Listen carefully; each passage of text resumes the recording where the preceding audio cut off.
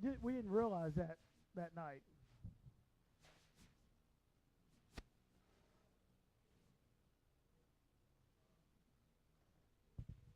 We ready to rock.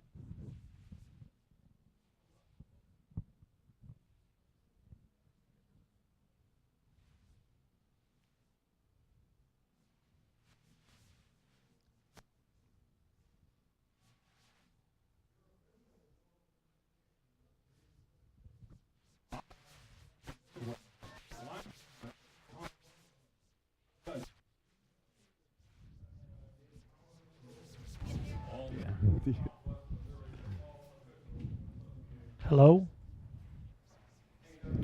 Channel 12. Channel 12 audio test. Good evening, ladies and gentlemen, and welcome to Waynesville Tiger football as the Tigers take on the Springfield Hillcrest Hornets tonight. I'm Mike Rawlings. Along with me tonight is Matt Johnson. Matt, this ought to be a real good ball game for the Tigers tonight. Absolutely. Coming off last week, hard 1-point loss down there in Lebanon last week. I know the boys are ready to get back to action tonight against a Hillcrest team that's coming in here 1-1. Yes, Hillcrest picked up the victory last week over Glendale. Tigers with two very tough losses to start the season. As you talked about last week up in Lebanon, 55 seconds left in the game. The Tigers have the lead, and Lebanon kicks a 47-yard field goal to get the lead. The Tigers are unable to strike again before that game's over with. So they take that 1-point loss. First week of the season, West Plains came in here and beat the Tigers by 7. And what we found out is a very solid West Plains team. Is last week they defeated the Camdenton Lakers. Well, we talked about that when West Plains rolled in, talked about the experience of Sam Hall coming back from that injury and how that they look to be a much improved team. We saw that last week when they go up and hand Camdenton a loss. As we're set to kick here, bouncing ball down the middle, going to be touched and then just falling on right at the 21-yard line or so, and the Hillcrest Hornet offense is going to take over there. But as you said, definitely a West Plains team that is looking to make some noise in the Central Ozark Conference this year. Something to definitely watch for. Out of this Hillcrest team, they've had a lot of troubles in these first two games with penalties and turnovers. Even in the game that they defeated Glendale in, 12 penalties and 5 fumbles that they lost to Glendale, were still able to win that game. So the Tigers are going to be hopefully looking for some loose balls on the turf out here tonight, Matt. Well, and then talking with Coach Carl Wilking this morning, he expected Hillcrest, as they open up here, to be going to the air quite a bit tonight. The quarterback overthrows the receiver there, and Cole Skidmore, the intended wideout, so that pass is incomplete. But Coach Wilking, that Tiger defense last week, doing a really nice job down at Lebanon, shutting that run down. Expects Hillcrest to come out here and take it to the air. Petrie Brady, I believe, was 12 for 17 last week in that game against Glendale. Not quite as effective in their early game against Camdenton. High snap handled by the quarterback. Swung out this time. He's got Cole. Be taken down after about a 6-yard gain. Going to bring up about a 3rd and 4 here. Opening series. Brought down by Jason Patrick out there in the open field.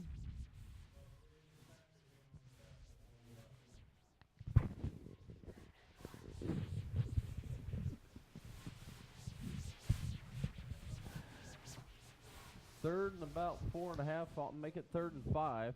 Full backfield. Quarterback keeper.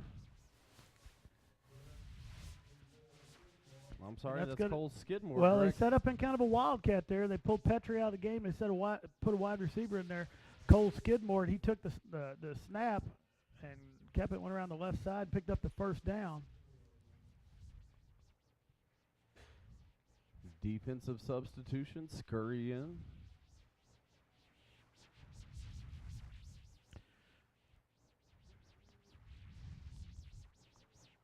Come to the line. This time it's a handoff to the right-hand side, and he's dropped immediately at the line of scrimmage. Looked like number 12, Tay Johnson. No? No, I was thinking 32 there, Matt. 32. I'm sorry, you are correct. Stanley Murphy. Stanley Murphy, a name Coach Carl Wilkin mentioned this morning, not only on the offensive side of the ball, but what he brings to the Hillcrest Hornet defense. Just a great all-around player. Hillcrest spreads it out. 5 wide. 3 receivers to the bottom of your screen, 2 to the top. Drops back, looking. Pressure from the Tigers comes. He escapes one defender. He's going to run it for about an 8-yard pickup there before he's chased out of bounds. He's going to get a real good mark on that. They're going to give him past the first down marker, I believe, and it's going to be first down for the Hornets. Wow. Well, he made that little move like he was going to go out of bounds, and he got another couple steps in to pick up that first down, as they're going to be 1st and 10 from the 44-yard line. Hillcrest, nice job right there to spread that defense. You've got to move out and cover those receivers. Leaves a little running room on the inside. 3 receivers to the bottom of your screen. Handoff this time's inside. So he's dropped immediately. It looks like number 30. No? Seth Hedrick with the tackle there.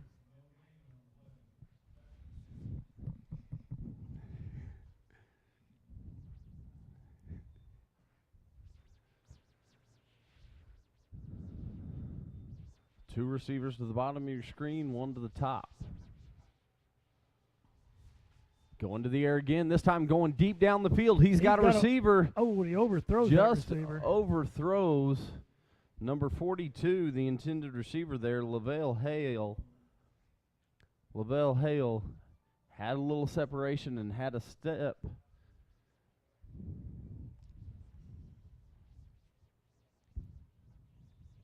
That's going to bring up 3rd and 10. 9:51 left here, quarter number 1. We want to say hello to all of our viewers out there on Channel 12 tonight, the millions and millions watching live via the World Wide Web with us.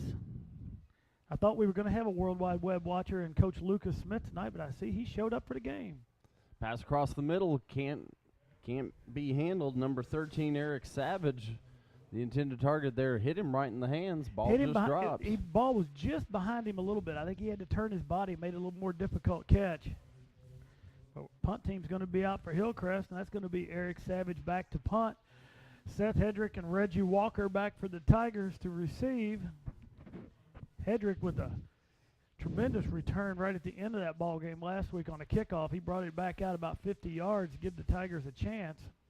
This one's going to be fielded by Reggie. Reggie takes it in the middle of the field, shakes a couple guys. He finally brought down at the 30-yard line, and Baron Martinez and the Tiger offense going to be in business to start right at the 30.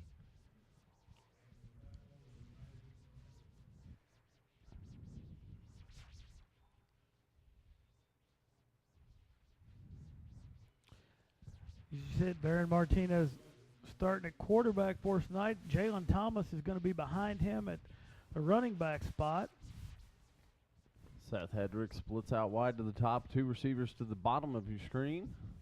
Baron Martinez in the shotgun. Takes it.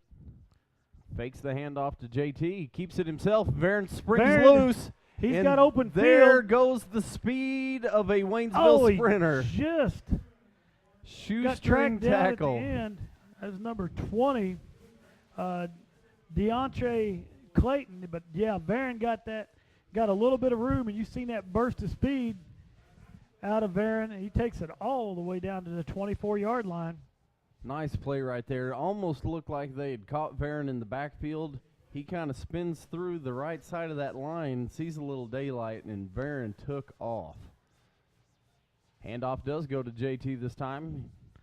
Up the right side, going to pick up maybe a yard.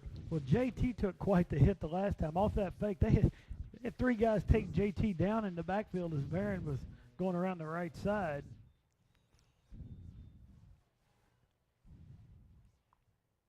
Tigers come to the line. 4 wideouts, 3 to the bottom, 1 to the top.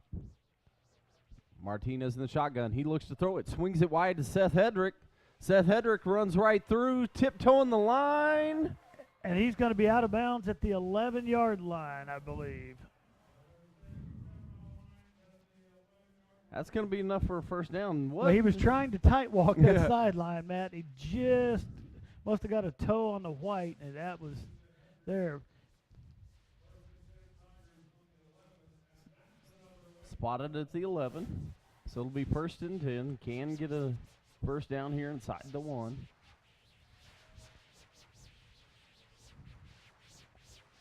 The Tigers doing a nice job right now, finding some small holes to scoot through with the ball.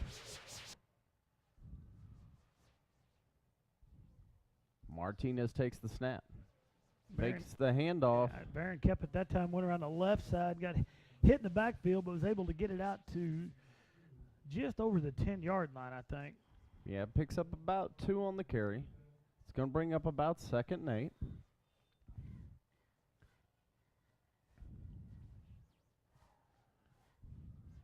Tigers spread 4 wide again. That's Reggie Walker to the bottom of your screen. 3 to the top. Seth Hedrick comes in motion. High snap. Snaps high. Whistle. But the whistle was blown before.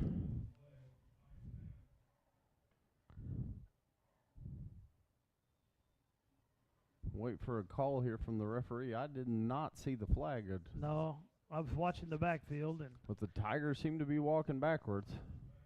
And we're going to have illegal motion on the Tigers, so that's going to push it back to the 14-yard line.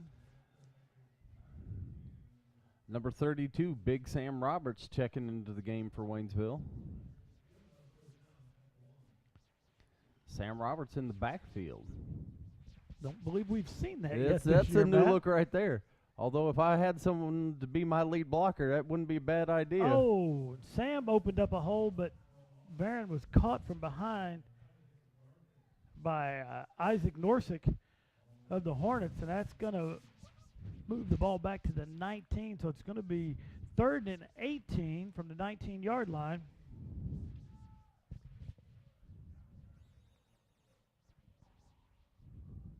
Hedrick checks back into the game for the Waynesville Tigers. 4 wide, 2 to the top, 2 to the bottom. Baron Martinez looks for a quick route. Just gets it out of the reach of Seth Hedrick on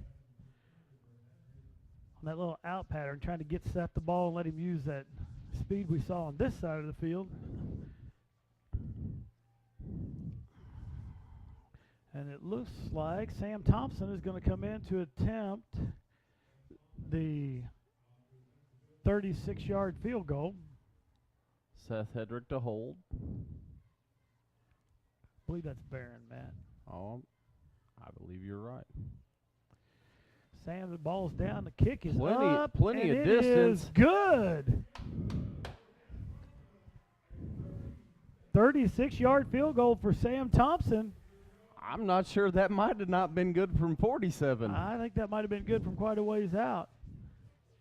Sam, on his 3rd game kicking for the Tigers, gives the Tigers a 3-0 lead here with 7:22 left in the first quarter.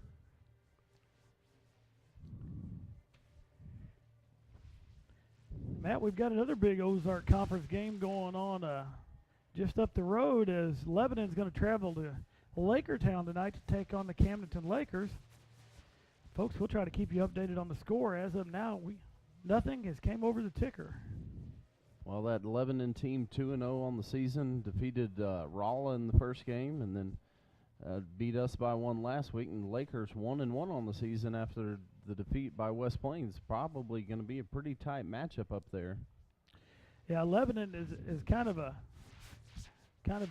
surprising as it is. I didn't until today. I was reading it. Lebanon's won the last 5 regular season contests between them and the Lakers. Lebanon getting a shout out on Thursday Night Football last night. Yes, they did. Former player Justin Britt calling his high school's number at the introductions. Ball's bobbled, hit the ground, and picked back up. Tigers do a Whole host good of job of Tigers. covering up on that. I believe that was Brady. Was that Petrie on the return there? No. I did not I see who believe that on was the 20. return. DeAndre Clayton on that return. The Tigers all over that. Tigers, nice job there, just swarming to the ball.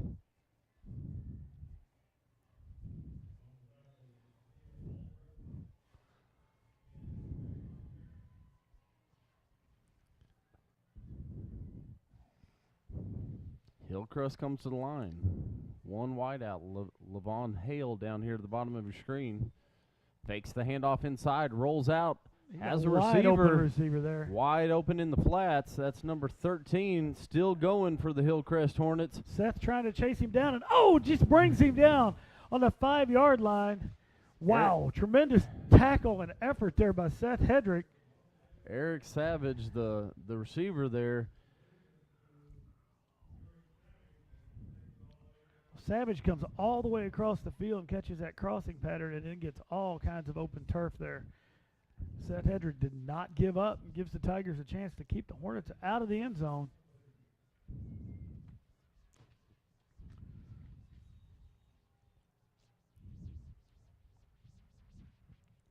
Brady Petrie brings them to the line.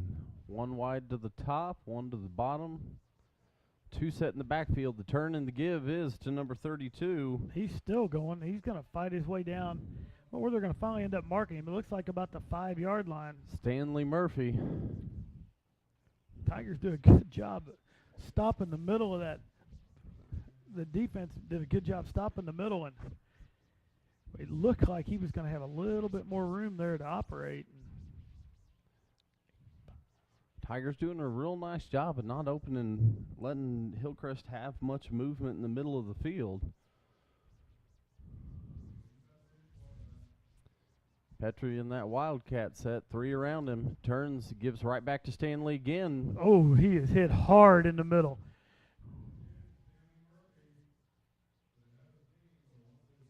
He's going to pick up about 2, but as you said, he was met right at the line. Falls forward, going to pick up a couple. But Shane Andrews with the hit in the middle there, and he stopped him right in his tracks. it's going to bring up 3rd and goal. Ball sits just at the 2-yard line. Retty turn, going to try it one more time and stop. He's down. His feet were in the end zone. The Tigers spin him around. The ball never crosses the goal line, so it's going to be 4th and 1 from inside. 4th and goal from inside the 1-yard line here. That's 3 really good plays by the middle of that Tiger line. Stanley hitting the middle of the field, going full tilt. Going to be real interesting to see if they go back to the middle of that line again, or if they try to do something on the outside. They're going to to try run it the once same play more. again, and he's going to get in He's for the gonna get in. touchdown. They run that same play 4 times in a row, Matt, and just were able to get the 6 yards and get it into the end zone for the score. So Hillcrest takes a 6-3 lead here, the extra point coming.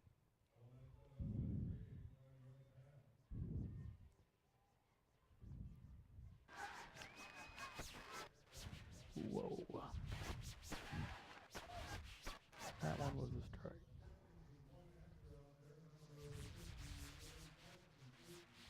Ball down. It's kicked right into the line. So the score is going to remain 6-3. Number 58, Kelsey Clayton there with the attempt on the extra point. Matt, while we've got a minute, as Hillcrest will be lining up to do the kickoff, we want to wish good luck to the Tigers and Lady Tigers cross-country team tomorrow as they have their first meet of the year. They'll travel to Jeff City for their first competition. I know talking with Coach Jarman today about that, it's been kind of a first of all, it's been a long haul since practice started to get to their first meet. And then with all the weather, with all the heat and everything, it's been kind of tough because they've had to do some indoor practices, and this week they've been able to get out and prepare a little bit better for it. But I know they're real excited to get up there and have their first competition tomorrow. So we wish them good luck. Now they had one postponed, didn't they? By the heat. I believe they were supposed to have one meet already. No. No. Tennis had one postponed. Tennis. That was the one we talked about. That's the one we talked about last time on the air. Well, good luck to the runners. And I think part of that scheduling is pushing it back just because of the heat. That kind of, school starting early, fall sports practice starting early, but cross country, it's one of the deals. You're going out, your meets are in the day, so the heat's going to affect it.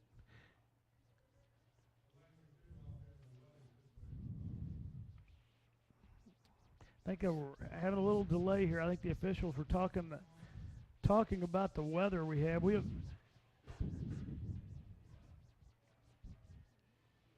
got some lightning in the area, and I think they're checking to see exactly what they want to do here.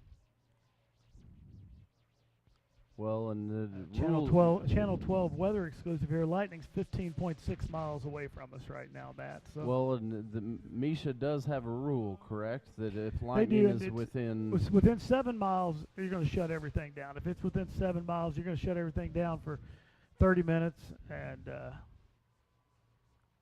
well, as excited as we are to bring you the game, definitely, student safety, taking care of the stuff here is definitely the number one important.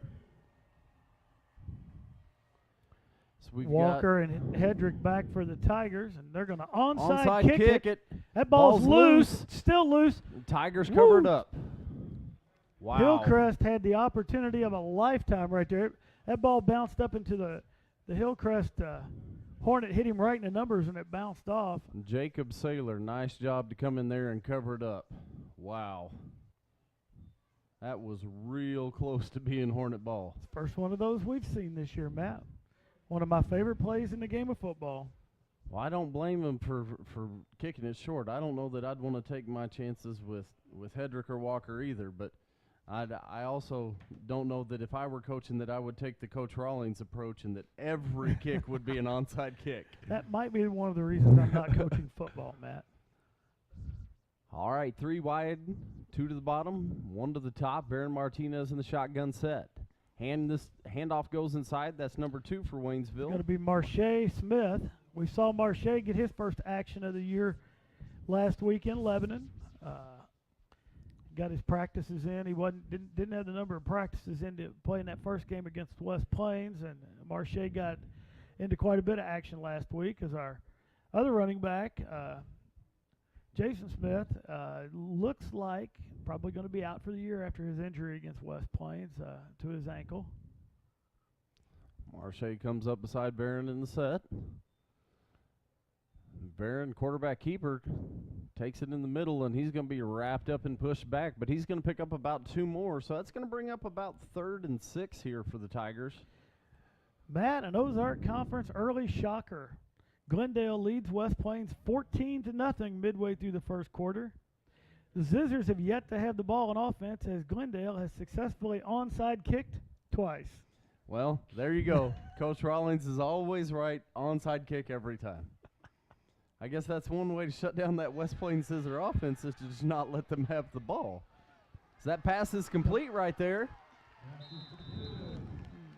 I believe that's Nigel Farmer over with the catch. It is. Number 6, Nigel Farmer comes out of there with the catch. That picks up a Waynesville first down, and the Tigers are on the move in Hornet territory. Barron with a nice little rollout to the right there, giving Nigel a little bit extra time to get across the field and get open. Ball sits right at the 37. Barron brings them to the line. 3 wideouts bunch to the top. Seth Hedrick comes in motion. Turning the pitches to Hedrick. Nice little move. Trying to get to the corner. He's going to be pushed out of bounds. Looks like he's going to pick up about 5. Nice little play there. Faked it to Marche into the middle. And just as Barron's getting hit, he's able to flip it back to Seth. And Seth picks up 5, brings up 2nd and 5. Sun peeks through the clouds across the way there just a bit.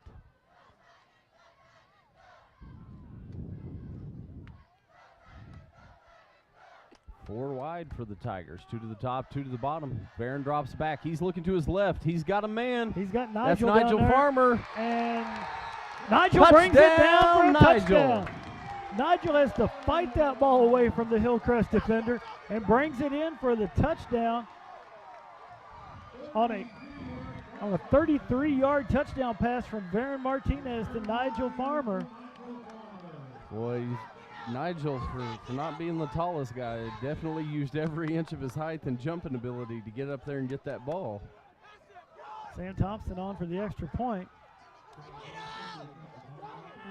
It's up and it is going to be good. So the Tigers take a 10-6 lead here with 3 minutes and 12 seconds left in the first quarter.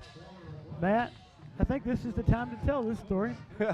I happen to have Nigel in class. I believe it was yesterday when Nigel was jumping for the rim that he informed me that he might want to try out for high jump this year with track instead of just being a hurdler. Well, I don't know. That right there gets him a shot to try out, I believe. Well, I definitely think that that's as good as an audition as we're going to get. Hey, we'll let him do that without all them pads on, too. Well, and he doesn't have to fight someone else to get over the bar. He can just jump over all by himself. And, you know, there's a good possibility he may have to fight Coach Schultz down there. Well, that's true. Coach Schultz is down there walking the sideline right now. Nigel might need to go over there and start, hey, you know, Coach Schultz, did you see that right there?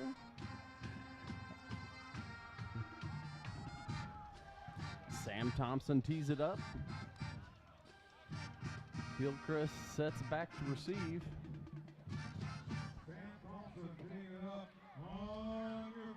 Brady Petrie is the deep man for Hillcrest in the center of the field.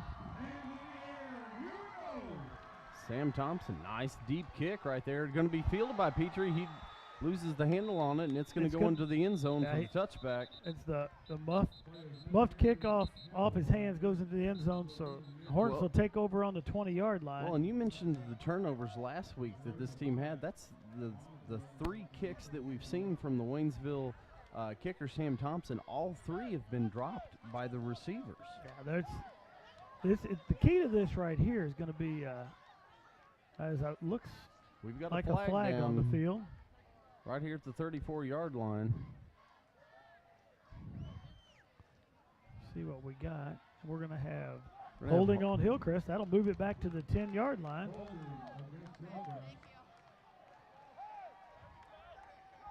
So they're going to have 90 yards worth of real estate in front of them.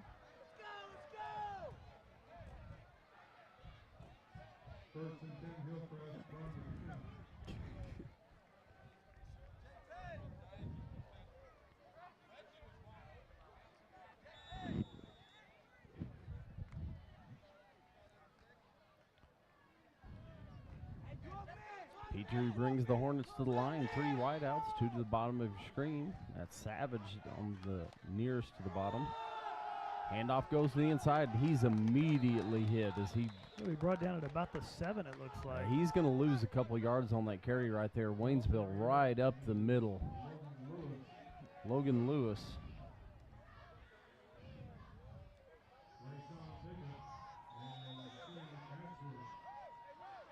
Rayshawn Pickett and Kean Ashford, two that meet him in the backfield right there to drop him for the loss. So that's going to bring up about 2nd and 12. I'd like to see a high snap right here just fall back into the end zone. Petrie, quick pass. He's hit immediately. Hit immediately. He's right on the line for that first down. Boy, it's going to be close. Yeah, it's going to be all about the mark here. That's number 42, Lavelle Hale for the Hornets with the catch. They're going to spot him about a yard short, so it's going to bring up a 3rd and 1 here right at the 20-yard line. Big 3rd down right here for the Waynesville Tiger defense. Hale splits out wide to the bottom of your screen, one wide out to the top. Two running backs in the formation. Turn. Murphy's going to get the ball here, and he's going to take it around the left side. He's going to have the first down as he's out across right about the 30-yard line. Murphy's going to pick up about 10. Move the ball out to the 31.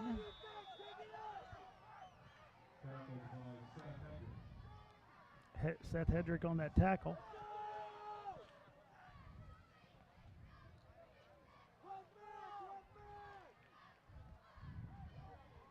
Petrie brings them to the line. Hillcrest, that interesting offensive set. It's kind of that offset eye out of the shotgun formation. You don't see a lot of teams set up like that.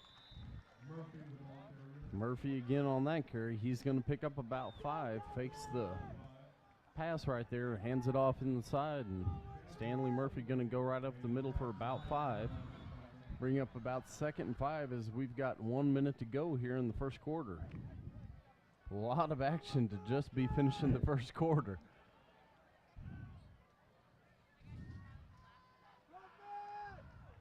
Petrie takes the ball, turns, fakes the handoff. He's going long. Oh, Reggie Walker gets back on defense just enough to interfere with that catch by... Intended target there is Lavelle Hale again. Petrie just threw that ball up in the air, let him off real good. Reggie has done a tremendous job all year in that one-on-one coverage on the receiver. Well, and there you saw it again. Hale had maybe a step on Reggie as they got down to about the 40, and as they got to 35, that ball's in the air. Reggie closes quickly, gets in between them just enough to break that ball up. You know, Reggie, after taking a couple years off of football here, you played in junior high, we hadn't seen him out. Pass this time. Oh, just off the hands. I believe that's Eric Savage. No, I'm sorry, that's Logan Lewis, the intended target. Led him pretty well. Hit him in the hands, dropped the pass right there. Big break for the Tigers. It's going to bring up 4th and 5 from about the 35-yard line. Savage will be in to punt. Walker and Hedricks go back to receive for the Tigers.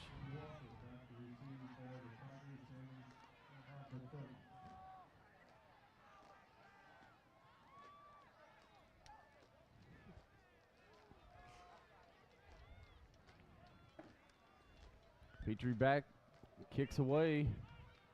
Short bouncer. It's going to roll. It's going to take a Hillcrest Hornet bounce and roll down to about the 25. Reggie thought about scooping it up to go with and then makes the wise decision. Just get out of there. Let Baron Martinez and that Tiger offense come in here. Start the march again.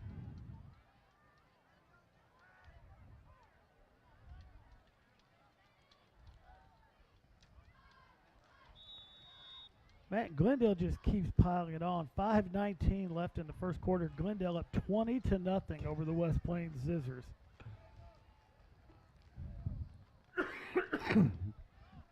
They must have one magical onside kick. I'm not sure what's going on.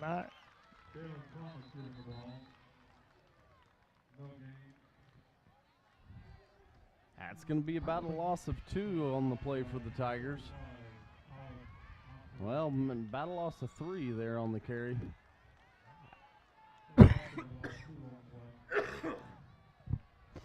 That'll bring up 2nd and 13.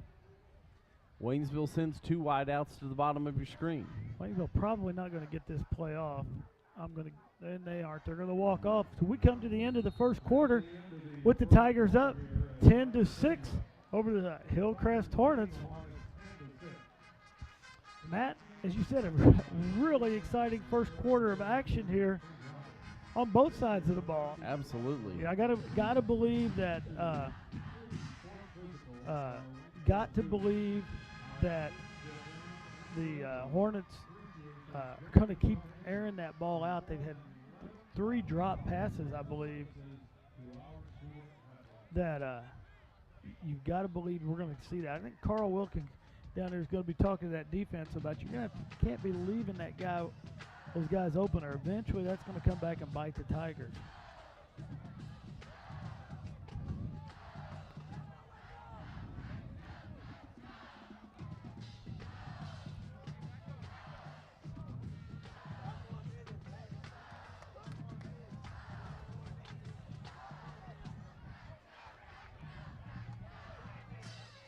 All right, looks like we're ready to kick off the second quarter here.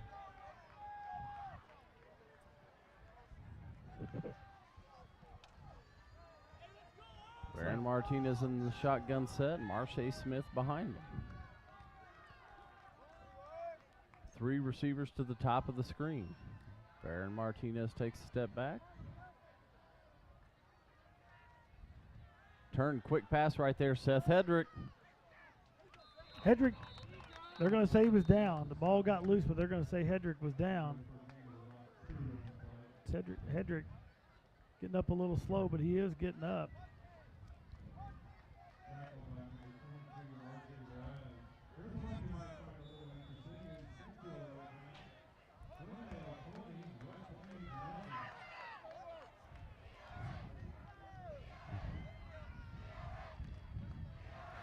All right, Baron Martinez brings him back to the line. Pickup of 2 makes it about 3rd and 8 here for the Waynesville Tigers. 4 receivers wide. JT back in the backfield beside Baron.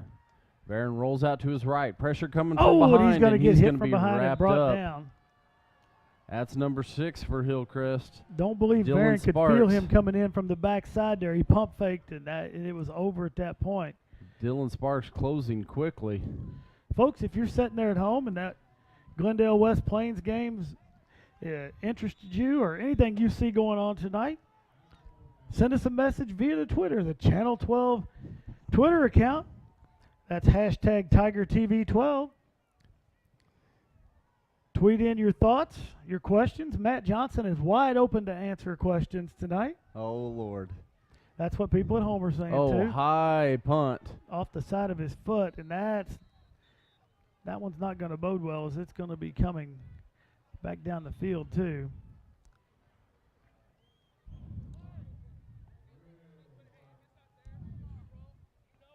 And they're going to mark it at the 37 or 38 yard, looks like 38 yard line. So Hillcrest is going to take over with 38 yards to go to the end zone.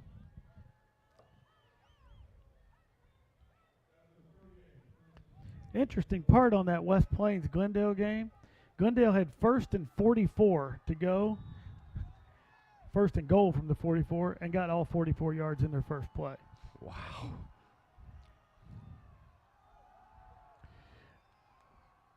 Over the right side, that's going to be Logan Lewis. He takes it around that right side. He's going to pick up maybe a couple. No, they're going to give him 3, it looks like. Bring up 2nd and 7.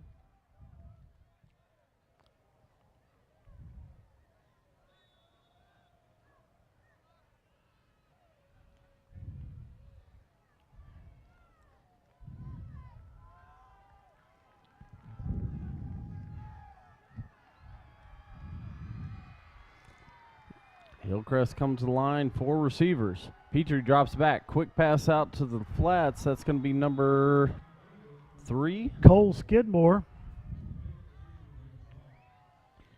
He's hit immediately and brought down. Shane Andrews on the tackle. That's going to bring up 3rd and 2.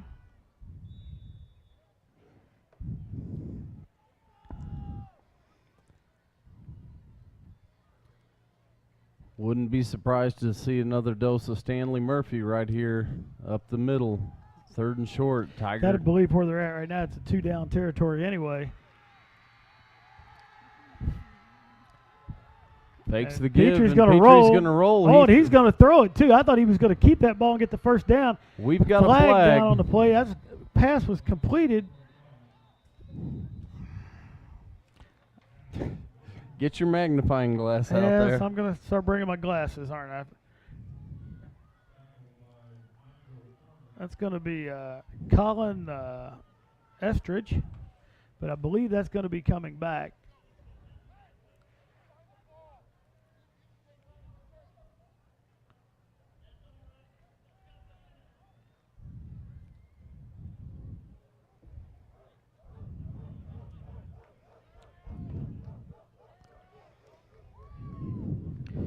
Man, I ought to just leave a pair up here. I'm only paying $1 a piece for those glasses. I've got them strung all over the house. I'd make fun of you, but I know my day will be coming, so. Once you hit 46, done. You got to get glasses. Somebody told me that, and they were telling me a factually correct statement. All right, that's going to back it up. It's going to be about 3rd and 7 here. Hillcrest comes back to the line in the wide formation. Petrie back to pass again. Coverage tight down the field. Petrie would know where to go with it. He's going to throw it up. Nowhere close. Well, I'm not sure if he was trying to overthrow the up receiver or if he saw that guy coming across the back of the end zone, but I think Petrie was just putting it up in the end zone for his receiver to try and go get. But tremendous job right there of the Waynesville defensive coverage. Petrie didn't have anywhere to go with the ball. No.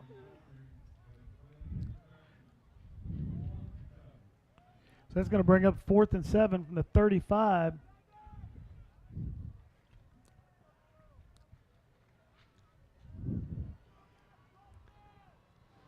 Hillcrest comes to the line. Looks like they're going for it. They're going to go for wide. it. Yeah, they're going to have wide receivers going everywhere. Tigers blitz. He overthrows his receiver by a long shot. That looks like a miscommunication on the play right there. Number 2 for Hillcrest, the receiver Jeff Hall, came out, ran a little hook route, came back. Petrie looked like he was expecting him to run a fly. Well, I think the thing was the hook route wasn't going to get the first down. I think that was. I've got to believe that play was called the other way for him to take off on the fly. And either way, a busted play is good for Waynesville in that sense right there, because we're going to take over the ball right at the 35-yard line, and Varon Martinez and the Tiger offense back to work.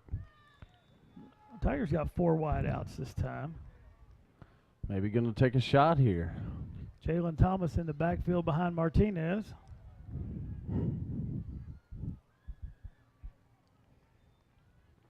Handoff goes to Jalen, but he's no, it doesn't. Varon has it, and he was close to being out of bounds when he got hit there. That was a nice fake because he had both of us. We both looked at JT. Well, not only had us faked, the 2 guys that smashed JT at the line thought he had it. JT's taking a beating tonight when he hadn't had the ball. Well, and that's one of the things we noticed last year with Varon. He has a really nice fake that a lot of times you don't know if he's handed it or not. 2nd and 10 now for the Tigers. JT moves forward. Varon rolls out to the right this time. He lets it fly. Seth Hedrick with the catch, and he's going to be knocked out, looks like right at the 40. It's going to be a pickup of 5. It'll bring up about a 3rd down and 5 from the 40-yard line, as we're about 8 minutes to go here in the second quarter. Folks, you're sitting there at home, jump on the Twitter, send us a message, hashtag TigerTV12. Now we've got lots of people watching online. We'll just add the social media into the mix.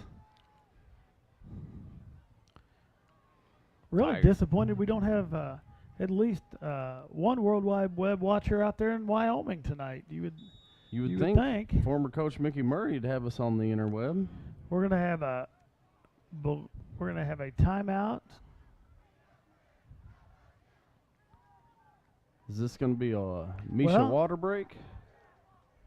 Did not see the official signal last week at Lebanon. We found out the official signal was like you were taking a drink out of a cup. That's what the official was doing. But that timeout's going to be charged to Waynesville, I believe. Well, probably not a bad idea to get a little water. It's been warm today. It's definitely nice and humid out there. West Plains has answered, Matt. It's now 20-7. Oh, as the Scissors score. They must have not covered the onside kick.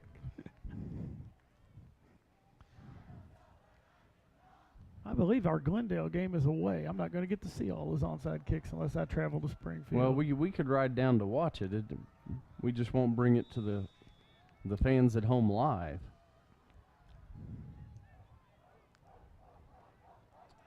Varon Martinez in the shotgun set. He rolls out. A lot of pressure. All kinds of pressure. Varon. He's going to be brought down at the 25.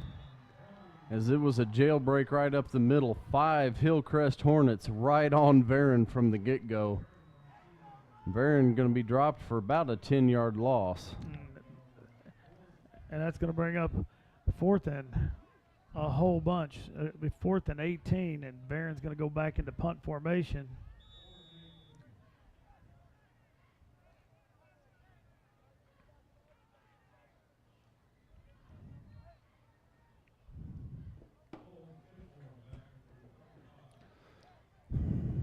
punts away, takes a bounce.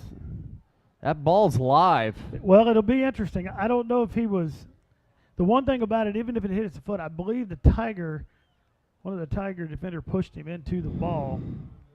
Wow, And it's going to be Hillcrest ball. They're going to call Hillcrest ball, but it.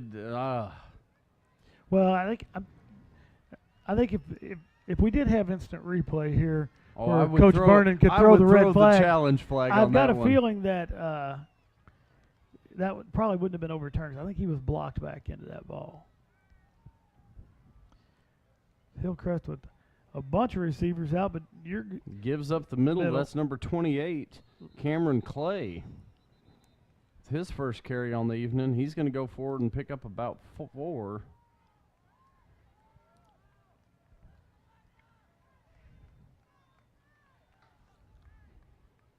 I believe that was Logan Lewis out there on the carry. Logan Lewis, I'm sorry. 26, 28. It's kind of difficult to tell. Well, and I think I just looked at the wrong name on the microscopic number roster here.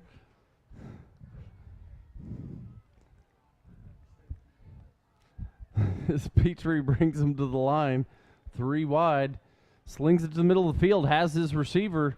That ball's caught, and he's going to have the first down and then some. That's number 2, Jeff Hall, on the reception.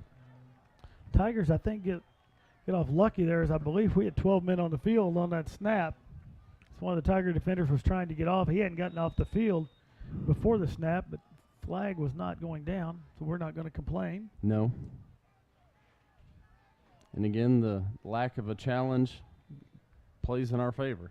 That's good. That's the one part this year watching Major League Baseball. It's drove me crazy. I am not a fan of the instant replay. All right, Petrie in the shotgun set. He's going deep down the middle, and he has a receiver wide open, but overthrows him by about 10 yards. Well, Jason Patrick was putting pressure on Petrie. Petrie didn't have a choice. He had to get rid of it early. As Patrick come around that right side and did a good job of forcing that pass to be put up before he wanted to.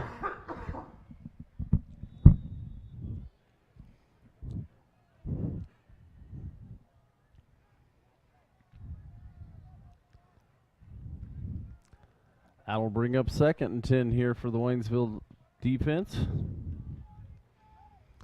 Petrie in the back. Gives this time to the near side.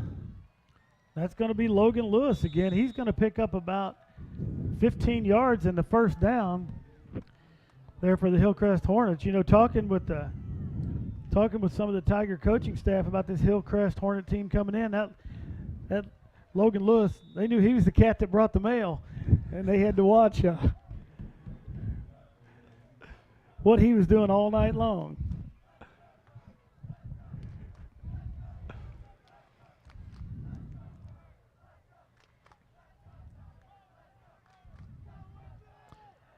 As we're under the 6-minute mark here in quarter number 2. Petrie fakes the handoff, and now he rolls to the right, lets it fly. He's got a wide open receiver there. That was Eric Savage, and it just went right through Savage's hands.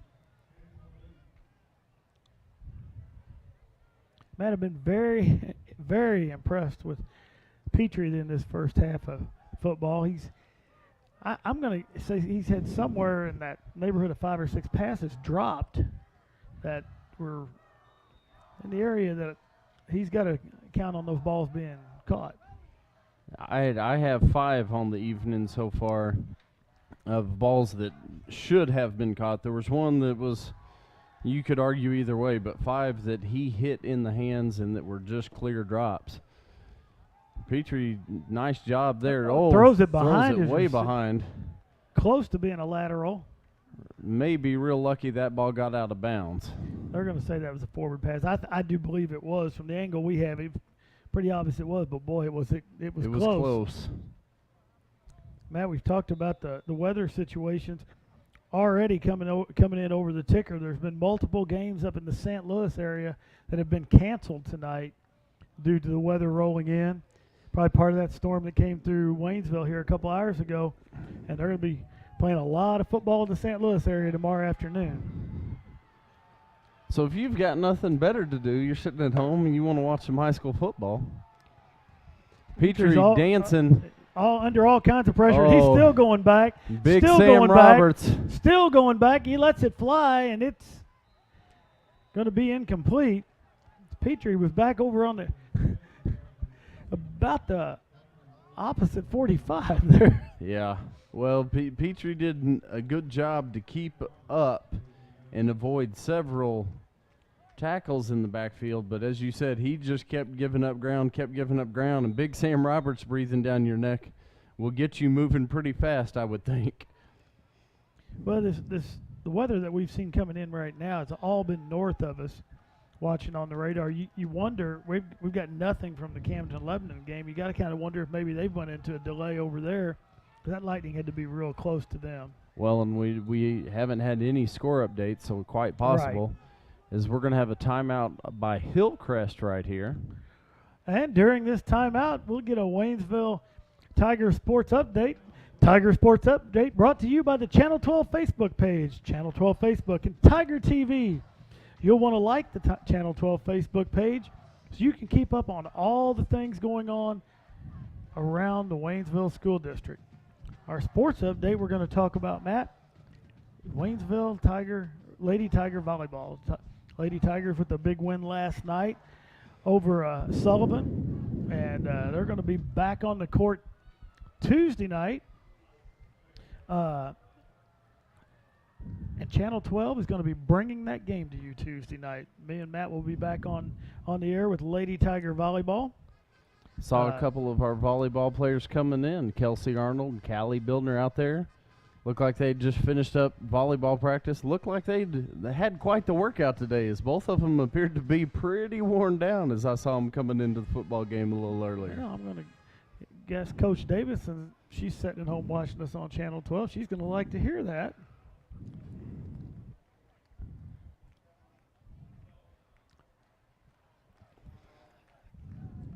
We're back underway here. Hillcrest has the ball at about the Tiger 28-yard line? 28, 4th and 10. Petrie in the shotgun. He's got a receiver coming across the middle. Finds that receiver. It's going to be completed. That's Cole Skidmore on the catch. Going to be down to the 16. That's going to be a first down for Hillcrest.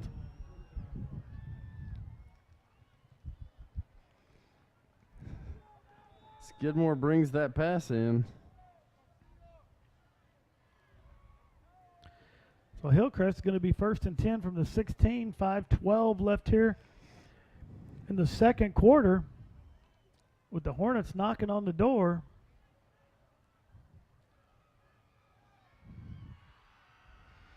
And just think 2 weeks ago, Matt, we hadn't even started the ball game yet. Well, this is true. Stanley that time looking for room on the right-hand side, and he shoved back. Tigers defense stretches out the field a little bit. They're going to give him forward progress to the original line of scrimmage, but there'll be no gain on that carry.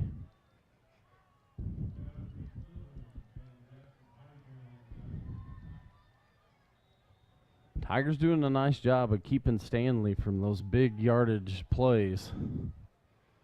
Coming in, they thought Stanley was the puppy. And they're going to shut him down.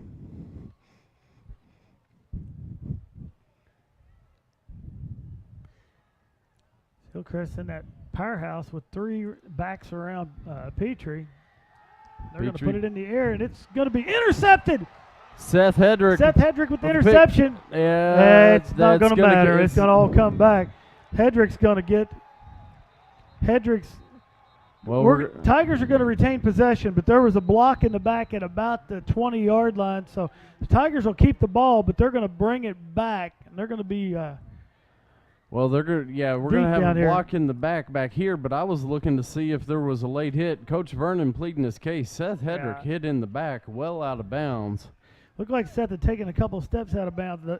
What made that look bad was he did get hit right in the back, and it was a pretty hard hit. I'm really surprised that there wasn't a flag down here in front of us. Well, and I think the problem is there wasn't a referee within 15, 20 yards. They were all down the other direction. I don't know that anyone saw it. Well, and I think, and it happened in front of the Tiger bench, so everyone here did. And not to criticize, but I think maybe they shifted back because they knew the play was coming back. If Seth brings it, takes it, I believe we're going to have an official timeout now here with 4:02 left here in quarter number 2. As we're going to take our first water break. This water break brought to you by the Missouri State High School Activities Association. Missouri State High School Activities Association promoting hydration. They've been drinking water for well over 100 years.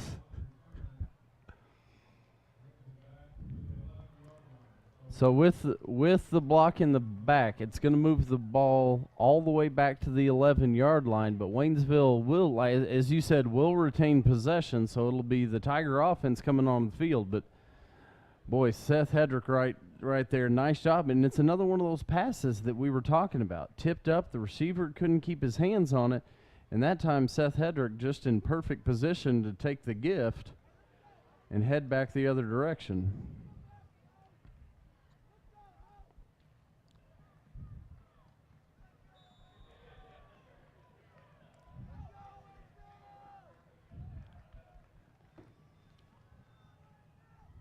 Barron keeps it, and he's going to be brought down in the backfield. Looks like a loss of about 3 on the play.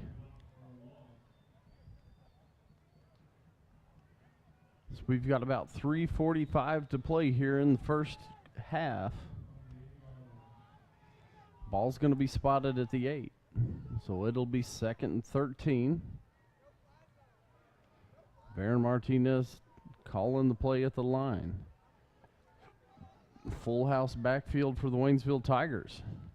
Barron tries to, he's going to hand it off, and there wasn't anybody there, Matt. No. He went to make the handoff, and there was a miscommunication there by someone, and Barron's going to be brought down inside the 5, all the way back at the 3-yard line. Yeah, But definitely. you could see Barron was looking to make that handoff, and whoever was supposed to be there wasn't there. No, it looked like I did not notice who was the deep man in that set, but looks like Barron was expecting him to come to the left, and the tailback went to the right, and the Hornets were there to wrap Barron up.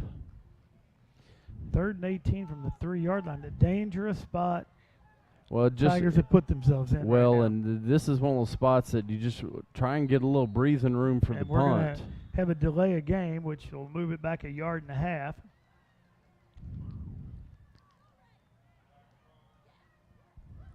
Even if Waynesville can't pick up the first down, if we can pick up 5-10 yards, try and get a little breathing room for the punt. And I believe the flag's been They're going to waved wave off. the flag off. They're going to call Waynesville called a timeout, which it's only about 1.5 yards, but the problem here is if we don't pick up some yardage punting out of that end zone, you need every yard you can get to have some room.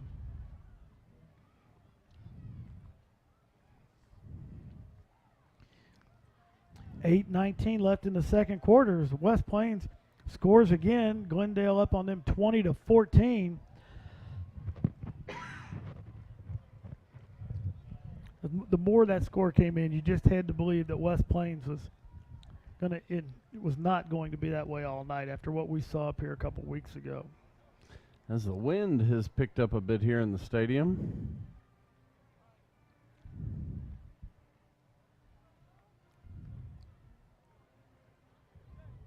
All right, the Waynesville offense back onto the field. 3rd and 18. Ball sits at about the 4-yard line.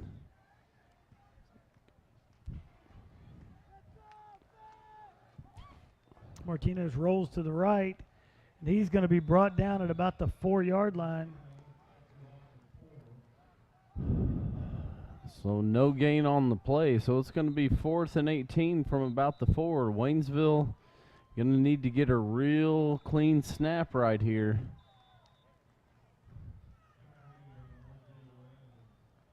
As we're going to have another timeout on the field. That's going to be Hillcrest. They're saving time here. 2:22 left here in the first half.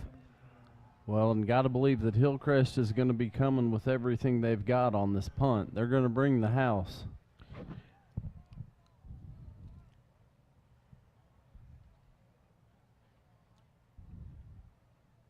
The Barron will be standing deep in the end zone to be kicking this ball away.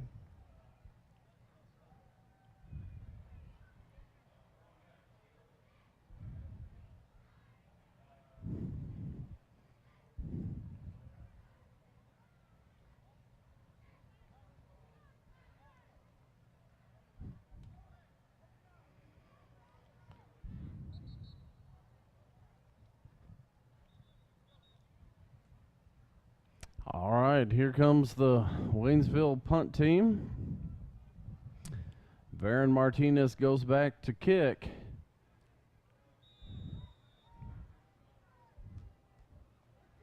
Varon moves back, just a couple yards of room behind him. Cole Skidmore deep for the Hillcrest Hornets. Quick kick out of the end zone. Nice job right there by Varon. Get it off quick.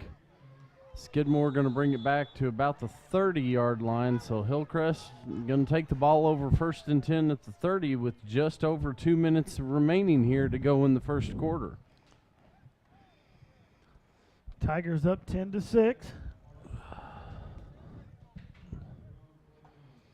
Tigers would really like to see Hillcrest kept out of the end zone right here before half, or hold them to a field goal. Got to believe after what we saw in the extra point that field goal's not what the Hornets are thinking about here. I'm thinking you're right. As the handoff goes up the middle that time, that's number 28, Cameron Clay. Nope, Logan Lewis. Logan Sorry. Lewis again. It's still Logan Lewis, no matter how many times I want to call him Cameron Clay. He's going to pick up about 6.5 on the play. As time ticks away here in the first half. Petrie goes to the air. Across, nice defensive play there That's by Reggie Walker. Petrie hits his receiver right in the chest, and Walker knocks that ball away. Reggie really has a knack for being there right at the right time to break those passes up.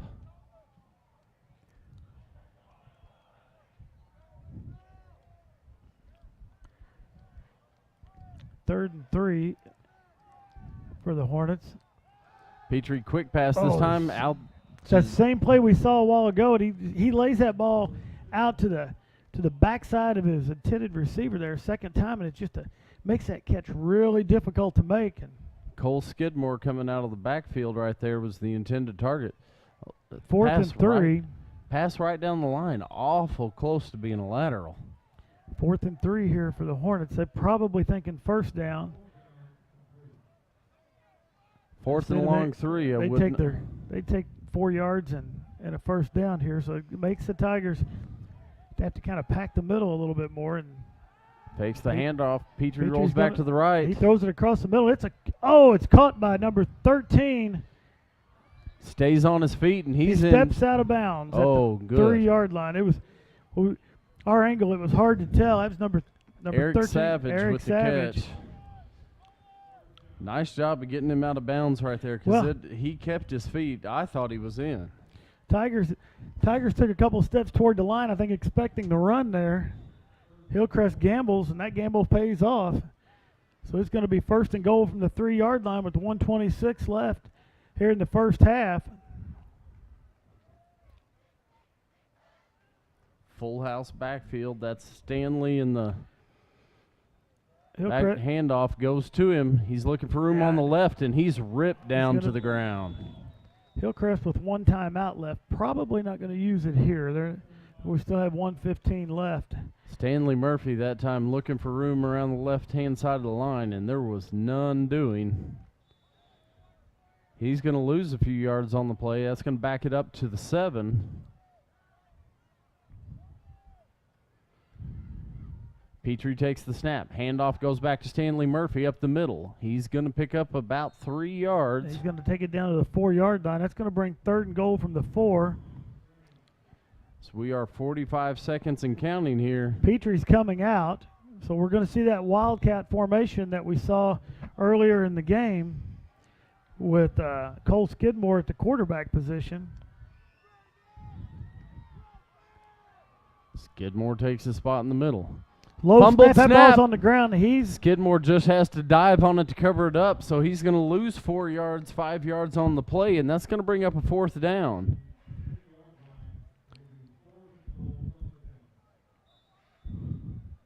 Hillcrest is going to take their final timeout with 23.5 seconds left here in the first half. So it's going to be 4th and goal from the 10. Big break right there for the Tigers. Skidmore has no option with Tigers closing in. No option but to just dive on that ball at the 10, loses the yardage, and brings up a real key play right here to finish the first half. A little surprised they didn't try to get Petrie out on the edge, maybe in some kind of rollout to try to score.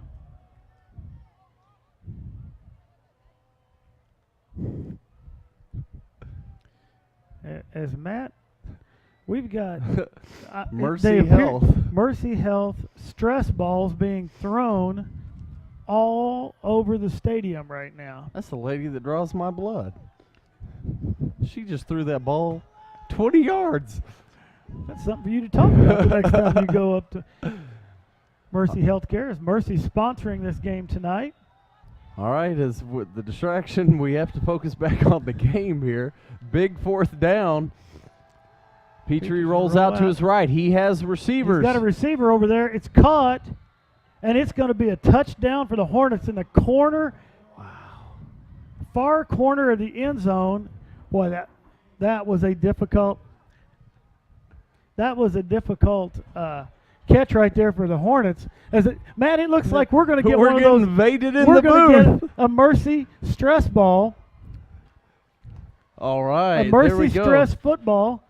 Mercy sponsoring the game here tonight. Bringing us up that's right. Belinda York, my favorite nurse, brings us up stress balls. Hey, it couldn't be better here in the booth. Absolutely. All right, going for the 2-point conversion. It's thrown in, and they're going to say he was in. He was in. That's going to bring the score to 14-10. Hillcrest, 17.4 seconds to go here in the first half. Matt, I feel like we were shorted. Seems like other people in the booth got him a T-shirt too. I'm not sure exactly how that all happened.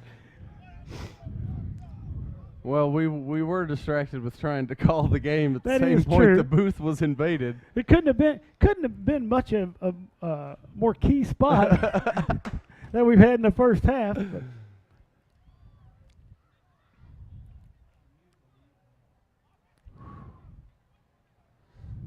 I knew this stress ball giveaway was coming tonight. I talked to Marianne Ward today about some possible future stadium giveaways for the rest of our home games, and she was telling me about the stress balls. All right, we've got 17.4 ticks on the clock. You can't take that stress ball home and give it to one person. You needed them to give you a basket of stress balls, Matt. Well, when you have as many children as I do, you buy things by the half dozen. It just works out a lot better. So 17.4 ticks left on the clock. Seth Hedrick and Reggie Walker go back for the kick. Something tells me they're probably not going to give Waynesville a chance with a deep return I think you're going to see a little squib kick here more than likely. And we do. And we do. Bouncer down the middle. Picked up there. Jalen Thomas. Brings across the 30. Jalen just about broke it to the outside. He's going to be brought down at about the 40-yard line with 10 seconds left here in the first half. So Varon and the Tiger offense going to get one or two shots at it right here. Maybe you break something free to the outside. Maybe a long pass. Glendale holds the 4-point lead here with 10 seconds left to go. Real quick score from around the area.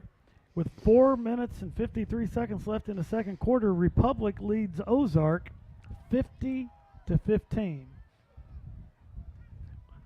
As the Tigers are going to take a knee, go in at halftime down 14-10 to the Hillcrest Hornets. And Tigers will get the ball to start the second half. And folks, hope you'll stick with us here as Jim Stockman and the Waynesville Tiger Band will be playing for your enjoyment at half, and we will see you back here in 15 minutes.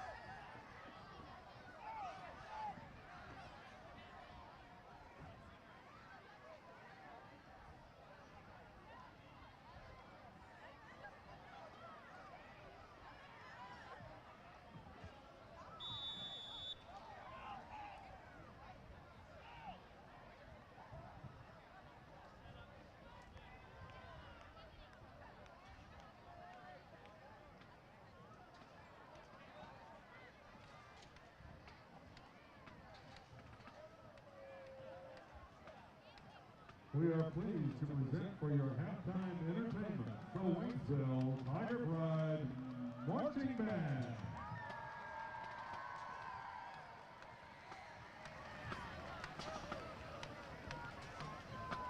The band's show this year is titled Samurai, a musical journey through ancient Japan.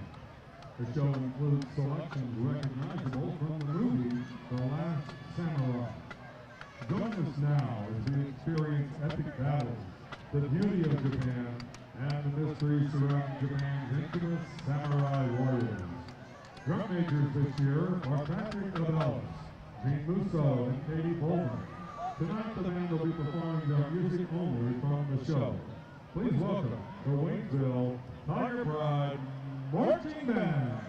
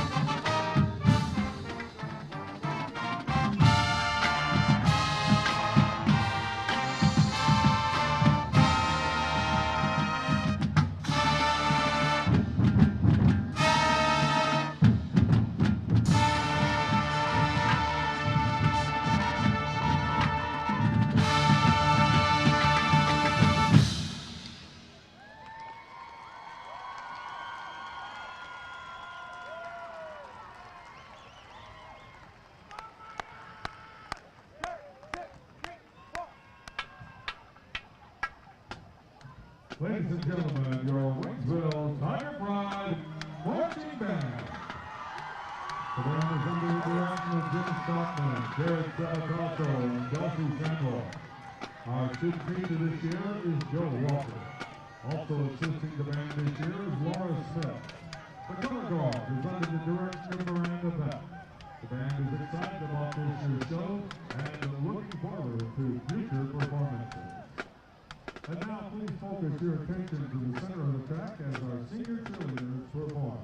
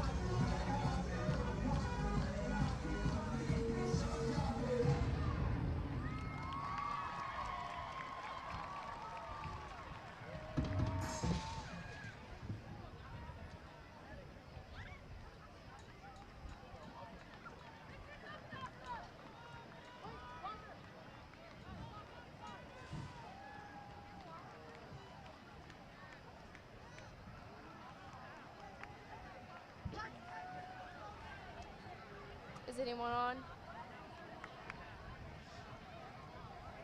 that you, Katie? Okay.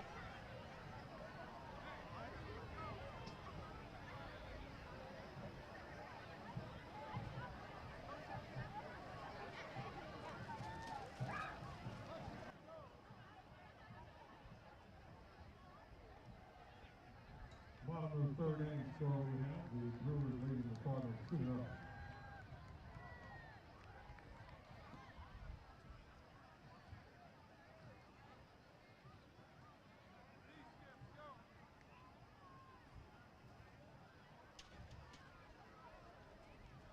I haven't done it at all.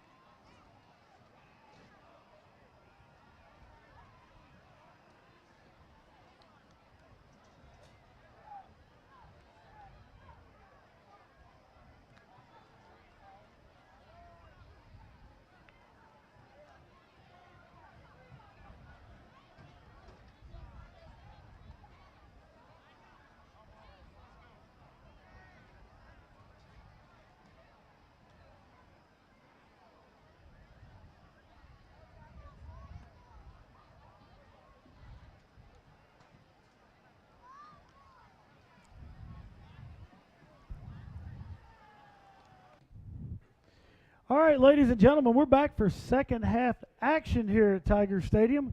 The Hillcrest Hornets leading the Waynesville Tigers 14-10. Tigers will be receiving the kickoff as we start second half. Been a very entertaining first half of football action, Matt, as it's kind of went back and forth for 24 minutes. Well, and I liked everything in the first half except about the last 40 seconds. I thought everything was great except the last 40 seconds. Got to believe that when Hillcrest gets the ball back, we're going to see that ball in the air a lot. Well, absolutely. I mean, with the play that we've seen right now coming out of quarterback Brady Petrie, he has hit his receivers in the hands all night long, and they haven't been able to hold on to it. They've caught a couple, got in on that two-point conversion. I still don't know how they got in on that two-point conversion, but he's hit his receivers all night long, but they have dropped a lot of balls. And kind of like Coach Wilkins said this morning, he expected them to come out and go to the air, and that's exactly what we've seen. Could be a very long second half. Couple score updates. West Plains has tied the game down in Glendale. They're all tied 20-20 in that ball game in Springfield. The another Ozark Conference game. Kickapoo is up 21-10 over Joplin at halftime. We slowly but surely getting some scores in. Can't find anything from the Camden-Lebanon game. Got to believe maybe they're in a little rain delay up there looking at the radar. Little short bouncing kick right there, fielded on the far side, bringing it across, still on his feet, still spinning. Still on his feet. Brings it across midfield for Waynesville. That's Jacob Saylor. Jacob Saylor, the one that jumped on that onside kick earlier, right there, just kept moving. Two huge special teams play by Jacob Saylor tonight. The Tigers are going to take over on the 49-yard line. And Jacob Hunt in there on the tackle for Hillcrest, but boy, Mr. Saylor doing a nice job bringing that ball across on the short kick. So the Tigers going to start just into Hillcrest Hornet territory here, start the second half.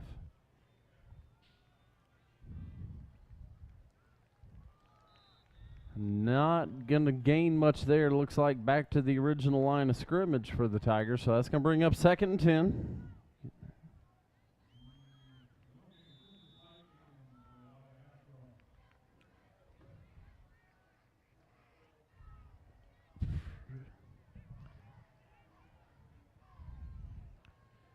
Folks, just turning in. We're just starting third quarter action here, just after halftime.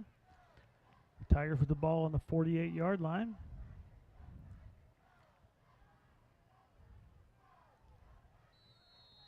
As flag is down, as the Tigers are going to get a delay of game penalty. It's going to move them back 5.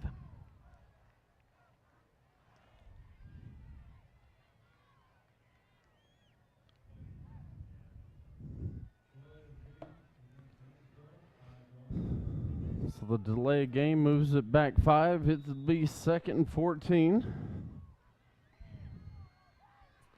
Seth Hedrick comes in motion. 3 receivers to the bottom of your screen, 1 to the top. JT in the backfield behind Varon. Varon, quick pass right there. It's going to be Seth Finds Hedrick Seth with the Hedrick. catch. Then we have a flag on the play. Looks like that might be a face mask. I think so too. It looked Hedrick like gets down to the 45-yard line. It looked like as Hedrick was turning right there that his head kind of jerked back the other direction. We're going to get a face mask. It And looks we like it's are. going to be the 5-yard version. It wasn't a personal foul. That'll move it within about a yard, so that's going to go from 2nd and 14 to about 3rd and 1.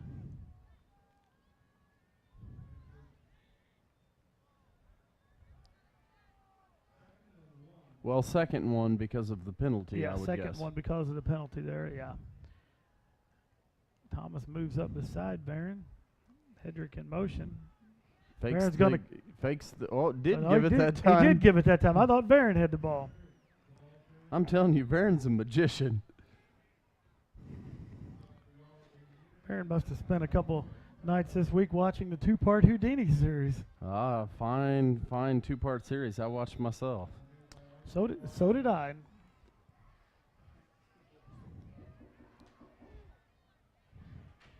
All right, 4 receivers wide in the set, 2 to the top, 2 to the bottom. Varon fakes the give. He rolls out to his right, passes back into the middle. The ball apparently hit the ground there. Pass intended for number 6 that time, Nigel Farmer. Ball hits the ground. Probably a good thing it did, as the ball popped up into the air. As the halftime score from Glendale, as Glendale's up 28-20 over West Plains. Quick pass out into the flats. Finds, I think that was Seth Hedrick. Yeah, that was Hedrick on the reception. And Hedrick looks like he's going to go forward and pick up about 5, depending on where they spot this. Well, maybe 4. So that's going to bring up about 3rd and 6 here for the Tiger offense.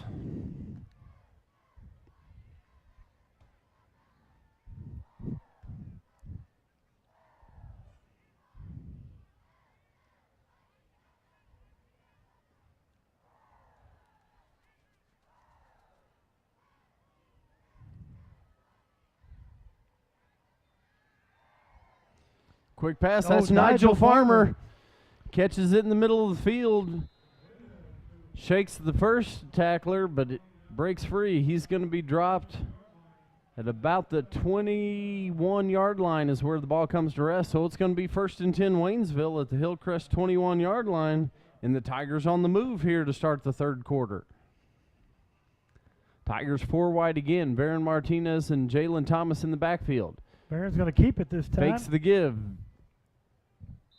Varon goes forward, and it looks like Varon's going to pick up about 4 yards on the carry. That'll make it 2nd and 6. Tigers look to have picked up the tempo a little bit here offensively to start the 3rd quarter. Just seems a little more crisp, a little quicker to the line. Dylan Sparks in there on the stop, gets Varon, but not until Varon picks up about 4.5 yards. So 2nd and 6 here for the Tigers. Thomas still in the backfield behind Varon. Varon fakes the handoff once more, keeps it again. Looks like Varon's going to be real close to the 1st down, if not. Looks like he's going to have it from here. I believe you're right. It's going to be right at the 10-yard line. That's going to be 1st down for the Waynesville Tigers. Tigers will be 1st and 10 from the 8 or the. Just inside the 10-yard line. So it's going to be 1st and goal from about the 10. Maybe the 9 3/4 yard line. As the wide receivers shuffle across the field. We have 2 to the bottom. It's Reggie Walker to the bottom of your screen. Give this time to JT. JT's going to take it down to about the 5. JT going to pick up 5 yards on the carry, so it's going to bring up 2nd and goal. Ball will be spotted right at the 5-yard line.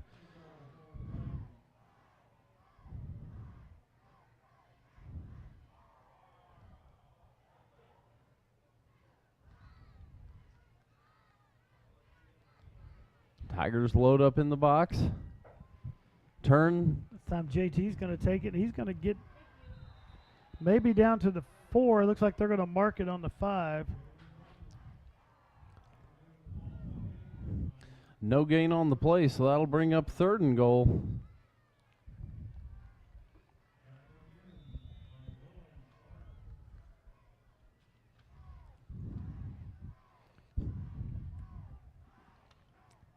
Dylan Sparks in on that tackle for Hillcrest. Varon Martinez in the shotgun. 3 receivers to the bottom of your screen. Varon quickly back out to the left. That's a touchdown. Touchdown. Couldn't tell if he hung on to it over there, but that's Reggie Walker with the touchdown grab. Wow, nice catch there by Reggie. We let that ball go. It almost looked like it was going to be picked off, and Reggie's able to pull that from his back shoulder down for the touchdown. The Tigers regain the lead here, 16-14. Sam Thompson on to attempt the extra point for Waynesville. Varon Martinez to hold. Ball's down, kicks up. Plenty good. Sam Thompson pushes the lead to 3, and your Waynesville Tigers lead 17-14 here with 7:21 left in the 3rd quarter. Well, while we're waiting on that kickoff, You see the JROTC program there. I believe that's the Raiders. They're hauling the Tiger flags back and forth across the infield there when the Tigers score. Nice to see the JROTC program out here. And Matt, while we have a moment, we'll get a Waynesville Sports Update. Waynesville Sports Update brought to you by the Channel 12 Facebook page, Channel 12 Facebook, and TigerTV. You'll want to like that Channel 12 Facebook page. Upcoming here with the Waynesville Varsity Tigers, the football Tigers. Next week they are on the road as they head to Springfield to take on Parkview High School. And then on the 19th, back here at home to take on the Rolla Bulldogs. And folks, we'll be back on the air at Channel 12 to bring you that game between the Tigers and the Bulldogs on October the 19th, or excuse me, on September the 19th. I don't want to push it too fast here. September the 19th. It is a flying. Sam Thompson tees the ball up, kickoff for Waynesville. Brady Petrie, the deep man, back to return for Hillcrest. Thompson puts it in the air. That ball's going to be fielded that time. I believe that's Stanley Murphy. Nice job of the Tigers there with the stop.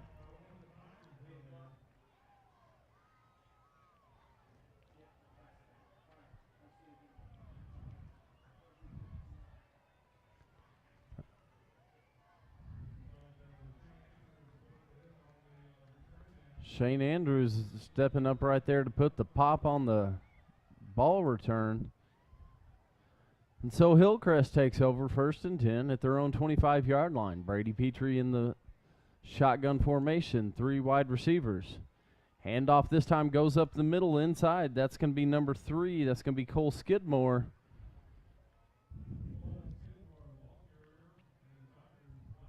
Going to lose maybe 1 on the play. Bring up 2nd and 11. Like you said, I would not be surprised to see Petrie going back to the air quite a bit here in the second half.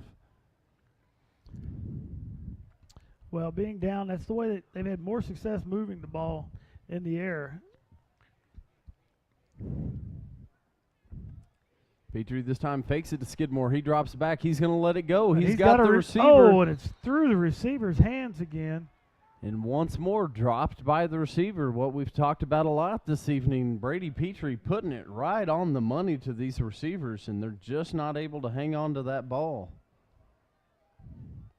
So that'll stop the clock with 6:34 to go here in the third quarter. Brings up big 3rd down, 3rd and 11. Ball sits just inside the 25-yard line, about the 23.5 of Hillcrest. Big 3rd down opportunity for the Tigers right here. If the defense can hold, you've got to think Hillcrest probably punting deep in their own territory right here.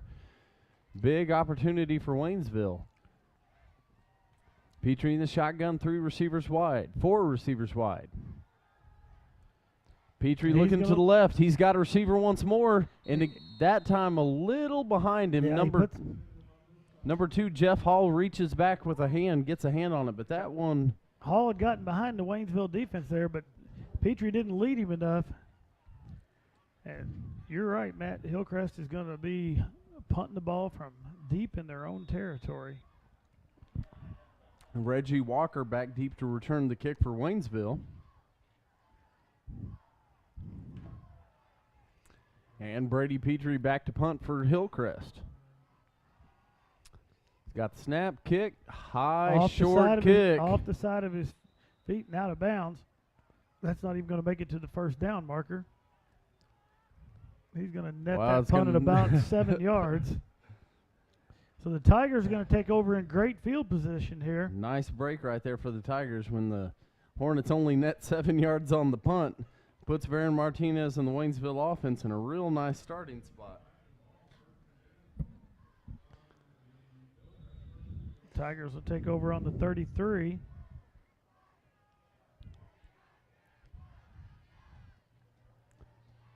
Varen Martinez fakes the handoff. He looks down the right-hand side of the field.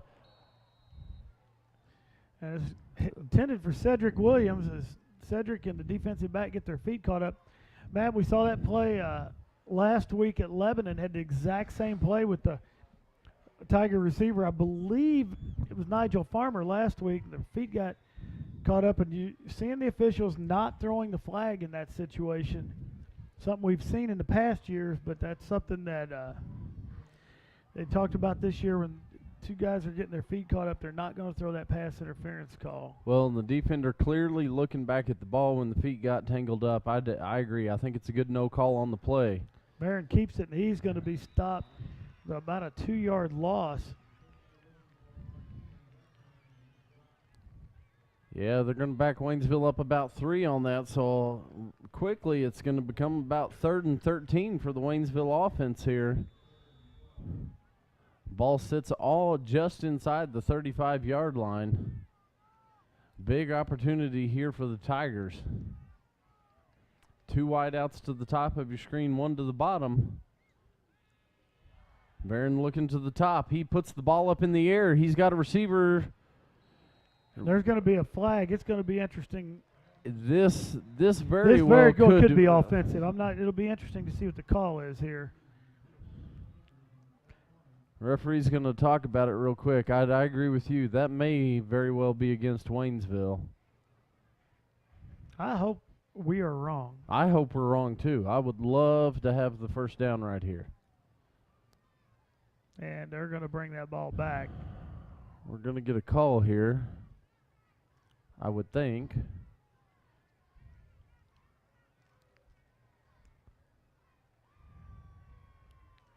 Well, I guess we had 2 flags here. I didn't even see the one in the backfield. No, I didn't either. We were watching the play downfield. We're going to have We've got a personal foul against Hillcrest.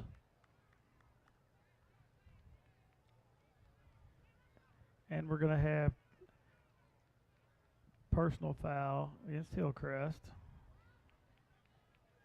I guess that's all we're going to have.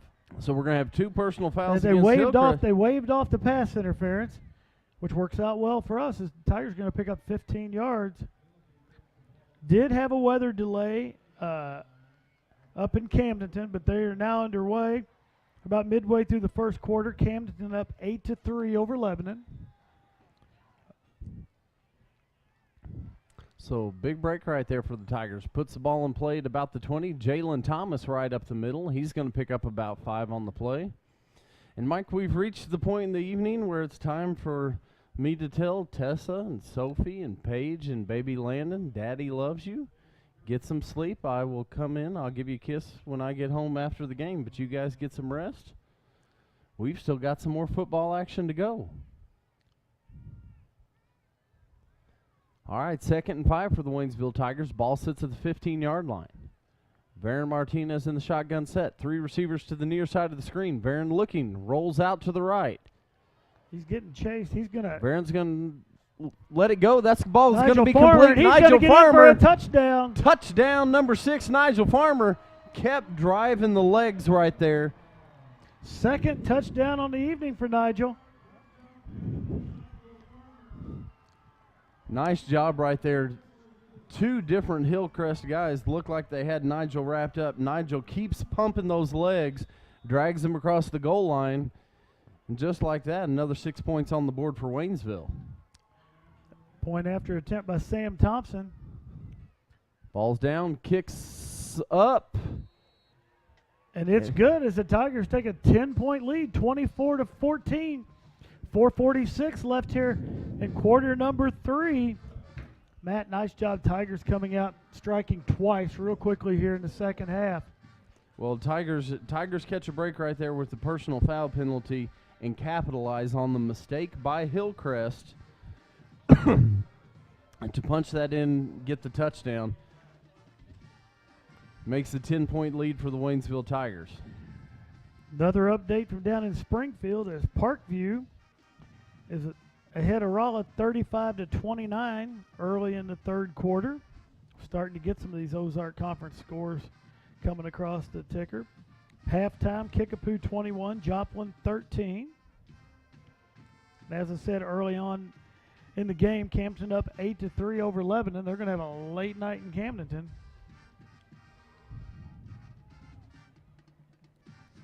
Yeah, can't ask for much better weather than we've had here tonight. Not too hot. Rain and the lightning stayed away, but can't say that for too many teams around the area tonight. I've just got to keep reporting this score. Republic is now up 64-15 over Ozark just after halftime. Wow. Petrie fields the kick at about the 10. Across the 20, 25. Dodges one tackler. He's up and going to be pushed out of bounds just across the 30-yard line. Looks at like 31-32. He's going to go out of bounds. And the Hillcrest Hornet offense will take the ball there. They're going to spot it. Well, they're going to spot him all the way back out to about the 33. Jalen Thomas on the tackle. So Brady Petrie and the Hillcrest Hornet offense comes to the line. Bunch formation, 3 receivers right here on the end of the line. We've seen this formation. We've seen Petrie roll out. This time it's going to be a give. Logan Lewis with the carry. He's still on his feet. He's going to cross midfield. Oh, we've got a little extracurricular here. Yeah, right in front of us.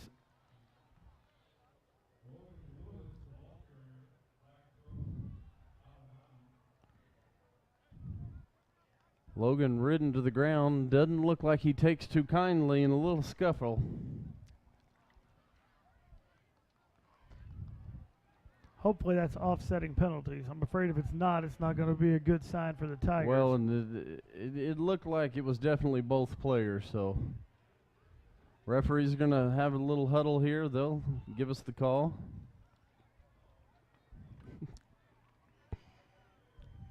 As you see them on your screen right there in the lower left-hand corner discussing this.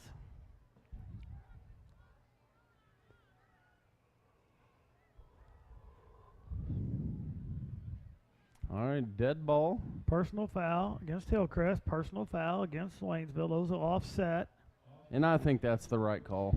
I do too. The way it all kind of happened over there, it just it happened with the Waynesville player on top of Logan Lewis. So it automatically kind of looked that way, but it takes 2 to tango over there. So.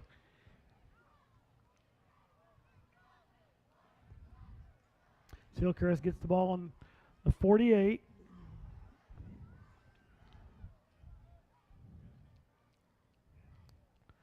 The officials are talking to the captains there, I believe. Sure, going over it, telling them what's expected, telling them to make sure their teammates are aware. You see Nigel Farmer and I believe that was Brady Petrie. Shake hands. Well, in the situation, tempers get hot right there. Probably not a bad idea. And we're going to have a water break again here at 4:32 left in the third quarter. This water break brought to you by the Missouri State High School Activities Association. Misha, your leader in hydration. It's sports hydration.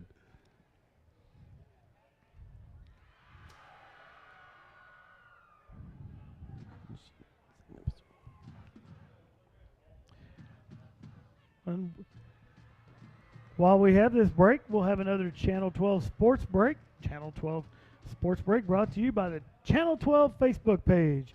Channel 12 Facebook and TigerTV. You'll want to like us on the Channel 12 Facebook page. As we mentioned earlier, volleyball action coming to Channel 12 Tuesday night as the Hillcrest Lady Hornets come to town to take on the Lady Tigers in volleyball action. Folks, we'd love to see you down at the high school to watch that game, but if you can't make it down, turn us on Channel 12, and we'll bring you all the action of Waynesville Lady Tiger volleyball. That'll be early on the docket on Tuesday, and there are some other shows premiering their season later on that evening that we'll want to get to after the volleyball game. Logan Lewis, the ball carrier, looking for room on the right-hand side. He's got a lot room of it. and some. Lewis is going to be brought down by Seth Hedrick, but not before he picked up about 30 yards on the scamper.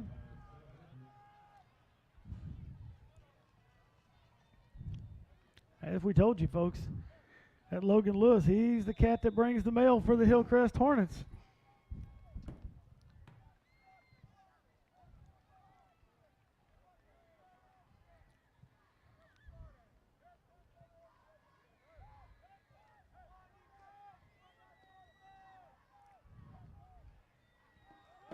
Go back to Lewis again, this time on the left side. He gets around the corner, and he's going to pick up, it looks like, about 5. Going to be brought down right there by Jason Patrick on the tackle. So that'll bring up about 2nd and 5 here to go for the Hillcrest Hornets. Ball sits right inside the 20-yard line.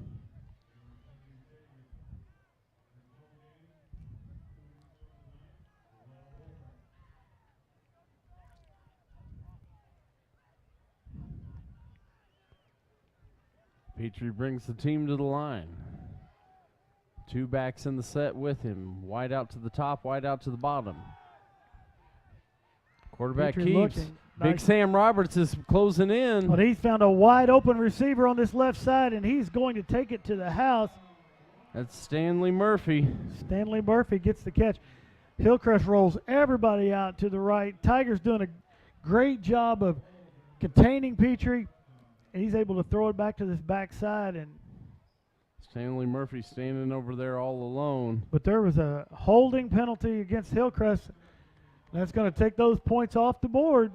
Costly penalty, not only backing them up all the way back out to the 30-yard line, but you take that touchdown off the board.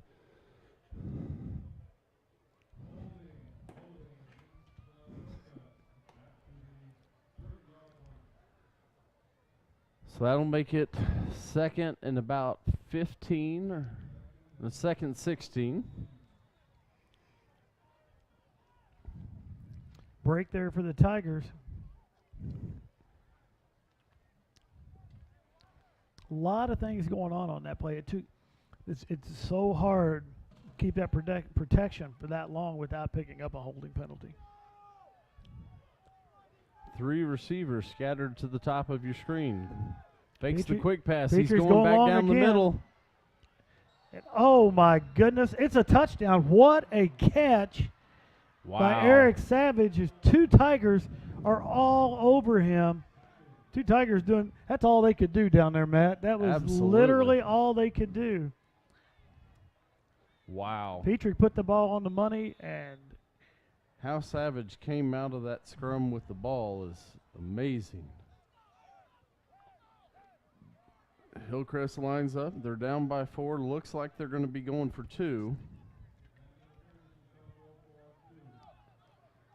well, after watching that first extra point attempt, I'm not surprised here.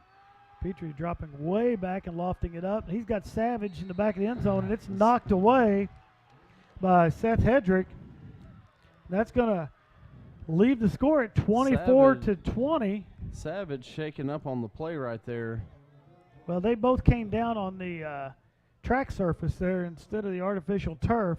Well, Petrie threw that ball a little high, kind of hung Savage up, and Seth Hedrick definitely going to pop him to knock the ball away. Savage definitely looks like a bell was rung a little bit, but Seth Hedrick breaks up the play right there, so that keeps it a 4-point game for Waynesville as Waynesville leads 24-20. 4 minutes to go here in the third quarter. Kind of like the first quarter. Seems like we have had a lot of action to not even be through the third quarter yet. Well, our first game on the air against West Plains, both teams kept the ball on the ground so much they kept the clock running. We've seen that ball in the air a lot more tonight out of both teams.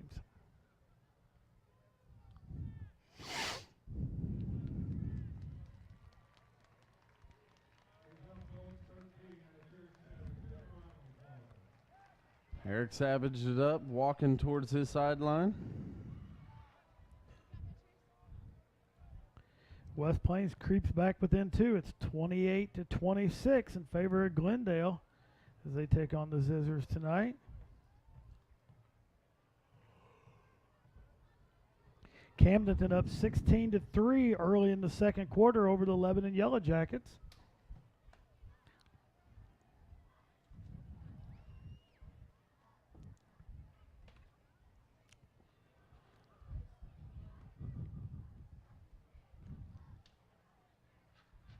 Open that window.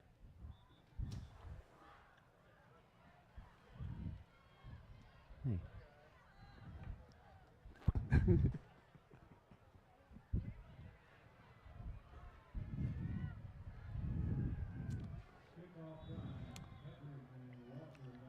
Seth Hedrick, Reggie Walker back for the Tigers. Hillcrest lines up to kick it. I think you got to be thinking there's a possibility of an onside kick right here, Matt. Well, onside kick, or that kick to the middle that we've seen a couple times. Jacob Saylor fielded the last one. Hillcrest doesn't really seem to want to kick it deep to the Tigers, and there's that little bouncer to the side. Jacob Saylor once more fields it. He's going to bring it forward, and the Tigers are going to have it right about the 45-yard line. And see, Matt, if you're going to, my opinion, if you're going to make that kick right there and give him the ball on the 45, why aren't you onside kicking it?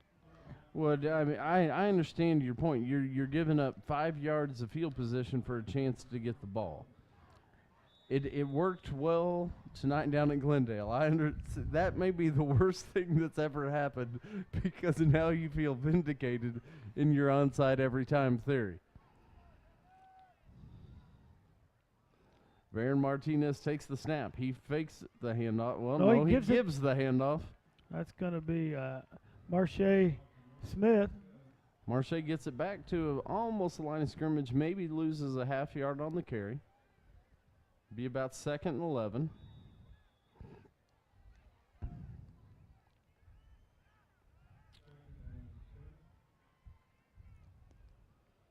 Three receivers bunched at the top of your screen. One wide out, Seth Hedrick to the bottom.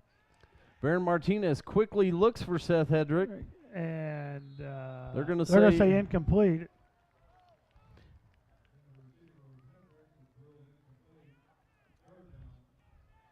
Ball came out low there. Seth made a nice effort to try to get his hands underneath the ball, but was unable to do it. Well, and it was hard to tell from this side because Seth really had his back to us, and I think that's what Coach Vernon's pointing out to the near side referee, that the back judge really needed to make that call. Well, and I don't know that the back judge was able to see that. He was kind of blocked by Seth's body. Looking for Seth once more. That ball a little behind Seth. And that ball was tipped by Isaac Norsik. So that'll bring up 4th and 10. Looks like a punting situation for the Waynesville Tigers at their own 45.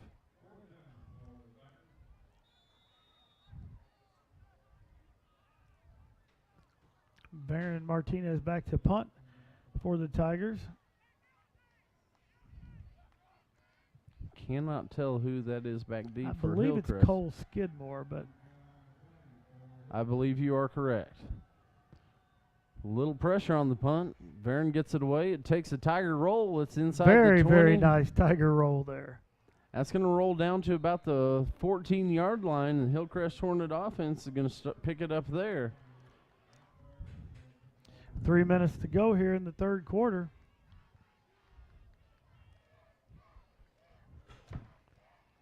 At the pace we're going, we may end about the same time we ended last time we were on the air. Without the hour delay. And that game up in Lakerland has went to halftime with the Camdenton Lakers up 16-3 over the Lebanon Yellow Jackets.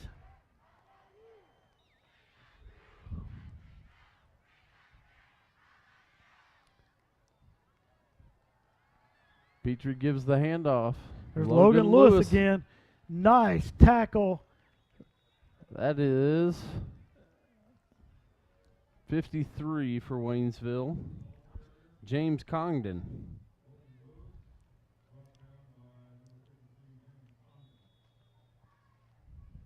Congdon just gets a handful of him, pulls him down.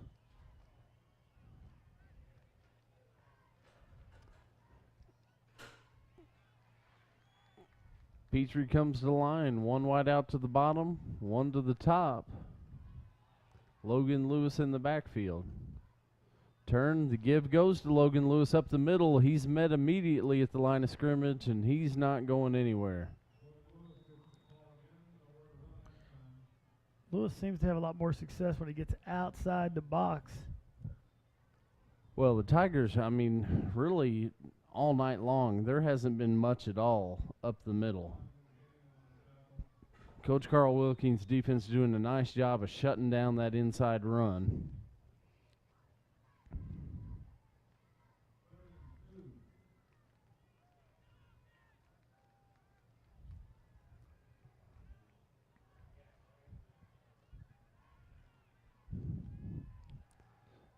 Petrie back. He has some time. Now he's scrambling, looking for a receiver. Kind of in between receivers there.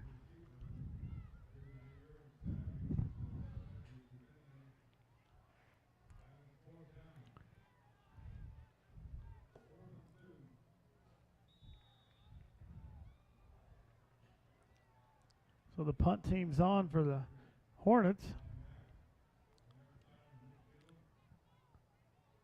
Another update, the end of third. Republic 64-22 over Ozark. They're headed to the century mark. Ball's back, kicks away. This one a little better than the last one. It's going to take a bounce, and it's going to take a Hornet bounce, and as it rolls down inside the 40-yard line, it's finally going to be stopped about the 36, and so Barron and the Waynesville offense will take it over 1st and 10 right there. 1:20 to go here in the third quarter. Waynesville still holding on to that 4-point lead, 24-20.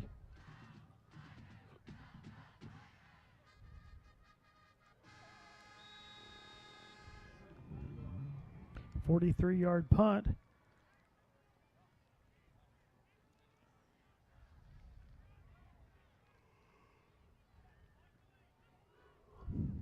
Jalen Thomas in the backfield beside Varon Martinez.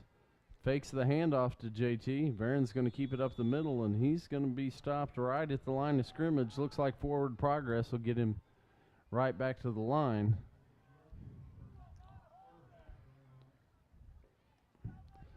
Tigers quickly back to the line.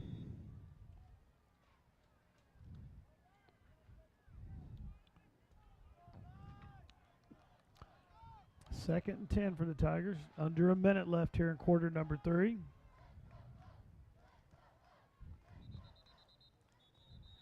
And we've got a flag here. Wasn't a delay this time. There's still 9 seconds left on the play clock. I Gotta believe we're that's going to be a false start there on the Waynesville. That'll back us up 5 yards, so that'll make it about 2nd and 15.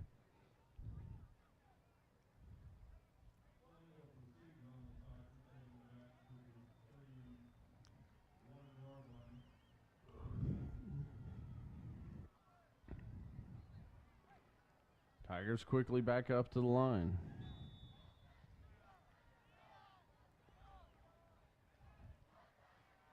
Three receivers go out to the top of your screen, one to the bottom. Varon Martinez has it. He's looking. He rolls back to his right. Now he's going to run on his own. And a host of Hornets are there to greet him, and Varon's going to lose maybe another yard on that play. That's probably going to be the last play here of the third quarter. Bring up a 3rd and about 17, I'm going to guess, to start the fourth quarter. 3, 2, 1. You are correct. That's going to bring us to the end of the third quarter. Waynesville leading right now, 24-20.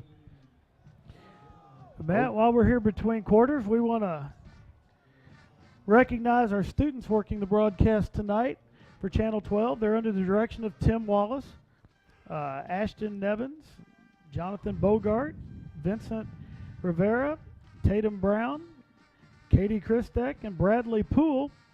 That's our students working the broadcast tonight. Matt, they come and do all the work. Tim Wallace and his crew does all the work, and we just kind of get to show up and have the best seat in the house and not have to worry about the rain, the heat, the cold, or anything up here, and sit and talk football. Well, and probably what we would be doing anyway. They just give us some microphones. We sit up here and watch the game and talk like we would. It's kind of scary that this is the way we would be talking if we didn't have these headphones on, but it's I don't pretty know that darn it'd be close. exact, but I'm pretty sure we could make a reality show out of that if they just put microphones on us and we just talk all the time. Well, they've made a reality show out of a lot weirder things than just listening to us talk all the time. I think we could do this. All right, so we're back to action here, opening up the fourth quarter. 3rd and 17. Long Four third wide down, outs. 4 wide. Baron Martinez finds Reggie Walker coming back across the seam. Reggie's going to get it back just across the original line of scrimmage. It's going to bring up about a 4th and 9, I'm going to guess, for the Tigers.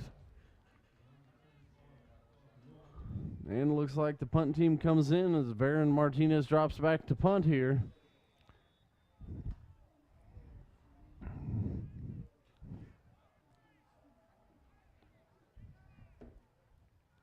Skidmore, I believe, is back for the Hornets. Varon gets it off. Ball off the side of his foot again, and it's going to go out of bounds. And Hillcrest is going to take over on the 40-yard line.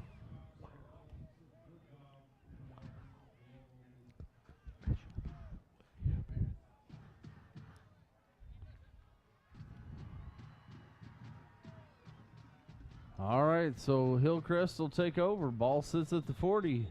Waynesville holding on to a 4-point lead. Petrie brings them to the line. Looks like Logan Lewis in the backfield with him. 2 receivers to the top, 2 to the bottom. Petrie looking up top. He lets going it fly, long. and it's going to be just overthrown. Looking for number 2 right there. That's Jeff Hall.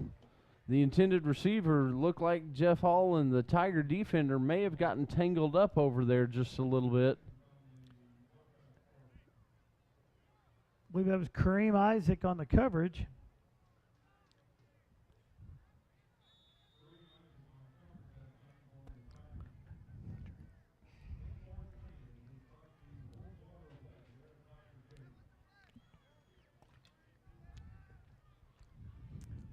Matt, we're going to get a visitor in the booth that I'm afraid may cost me money. I don't know. I believe this visit will cost you money. As my daughter Taylor joins us up here in the booth. Petrie lets it fly. It's going to be out of bounds. There's not a receiver anywhere in sight. No, Big Sam Roberts hauls that in over on the Tiger sideline.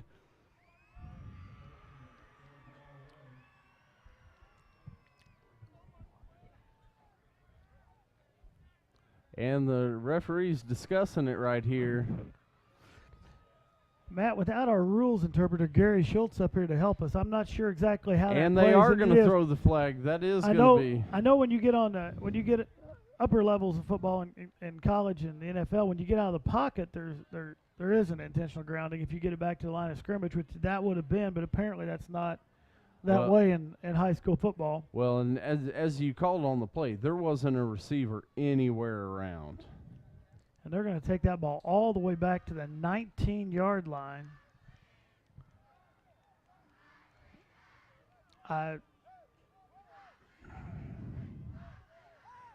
Still haven't seen an official call from the referee.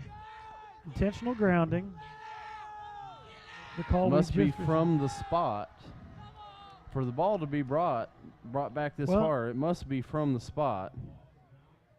And I kind of understand the spot, but it looked like they marked off after that. But we'll have to We'll check with Gary Schultz Coach and Schultz let you after the guys know game. this in a couple weeks, what that call was. We want you to remind us on that call. You can remind us via the Channel 12 Twitter account. Tweet in that they're at hashtag TigerTV12. And hopefully we get a lot of tweets. Petrie has an open receiver, breaks one tackle, but boy, the Tigers swarmed to the ball right there. 3rd and 35. There's not a lot of those plays in the playbook. Not a lot that are successful anyway.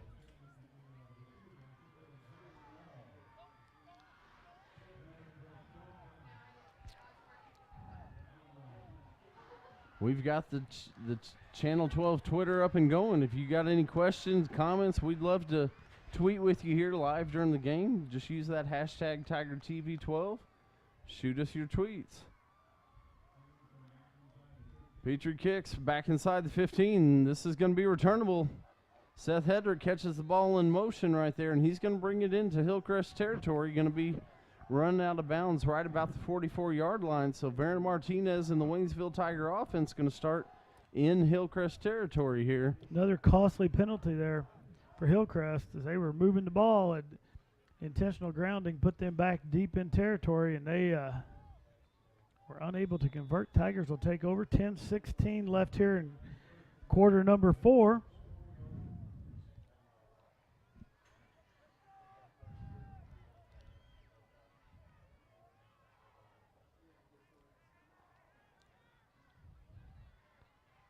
5 receivers wide, 3 to the top, 2 to the bottom of your screen.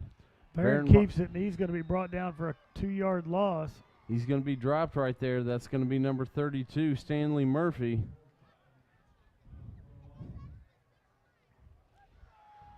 As we've got a score update, we've got a shootout in Springfield. Rolla takes a 43 to 42 lead with 2 minutes to go in the third quarter over Parkview. Another game headed possibly to the century mark in total points. Baron Martinez completes it to Seth Hedrick. Nice little pitch and catch there from Varon to Seth. That's going to pick up about 10 on the play, which is going to make it about 3rd and 3. Another Ozark Conference game headed into the fourth quarter with Glendale and West Plains all tied up at 34.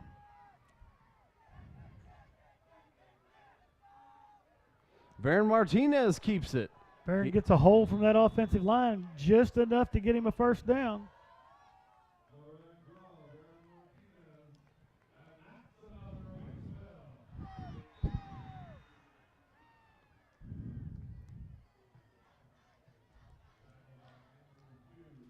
Andrew Hughes in there on the stop, but not before Baron Martinez picks up that first down. Waynesville 5 wide again. 3 out to the top of your screen, 2 to the bottom.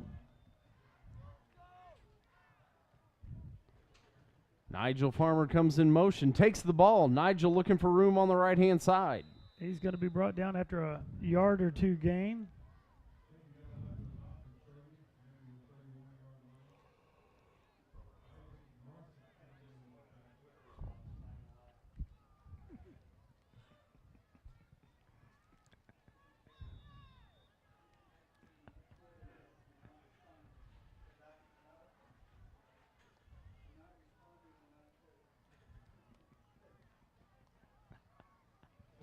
And the Peanut Gallery has joined us.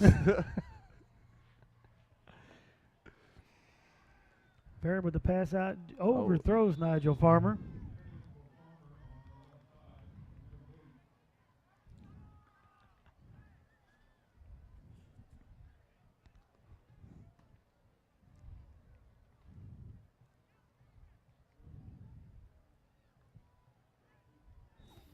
Third and 10.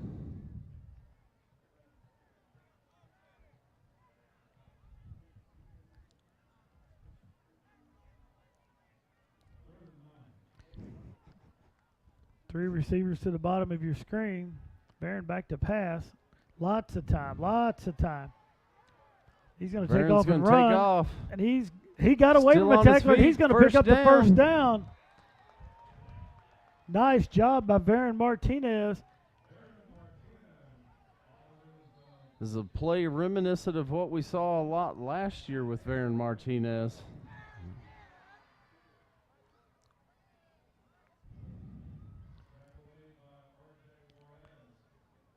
R.J. Juarez in on the tackle.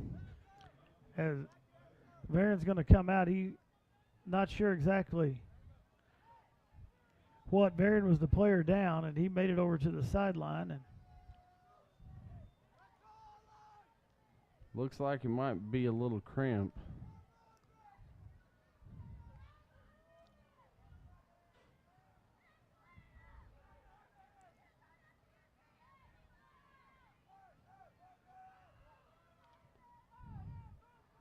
Nigel Farmer takes over at quarterback. Nigel's going to keep it and go up the middle himself. Nigel's going to rumble forward and pick up about 4 on the play. Going to be brought down right at the 15, so that should bring up about a 2nd and 6 here for the Waynesville Tigers. If you're checking out the Channel 12 Twitter, you're right there. You can get a picture.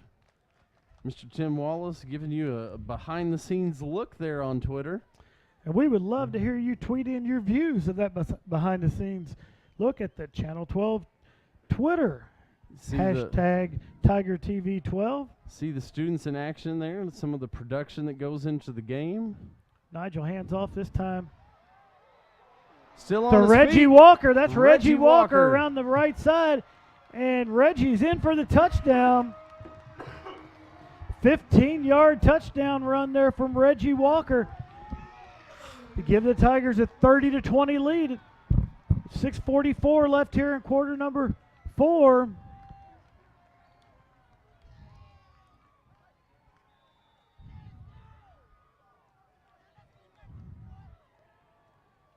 The Raiders flying the flags once again as Waynesville's lined up for the extra point. This one's going to be blocked. It's going to be blocked. So that's going to keep it a 10-point lead right now. 6:44 left to go in the fourth quarter here, and the Tigers lead 30-20.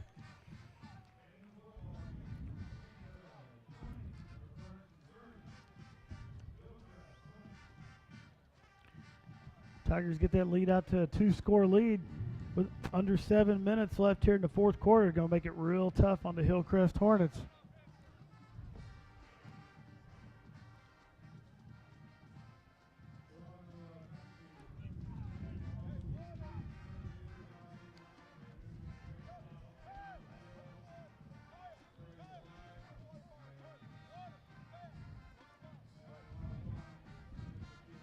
You see the Tiger cheerleaders there on your screen?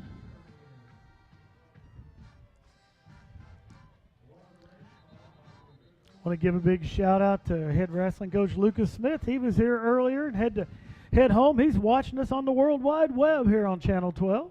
Part of the millions and millions that follow us via the World Wide Web each Friday night that we're on the air. You know what, Matt? You're not going to want to sit at home and watch us on Channel 12 in 2 weeks. You're going to want to be here at the stadium because Lucas Smith and the Waynesville Tiger Wrestling Program are going to be selling funnel cakes out front. Oh, the ever-popular funnel cake night. It's funnel cake night when Rolla comes to town, so you'll want to head on down and get yourself a funnel cake. And speaking of heading on down, it's that time, ladies and gentlemen. If you're at home watching us, you have students here at the ball game. They've made the announcement. Mr. Nelson Morgan's made that call. It's time to start heading on down towards the stadium. Get your students picked up.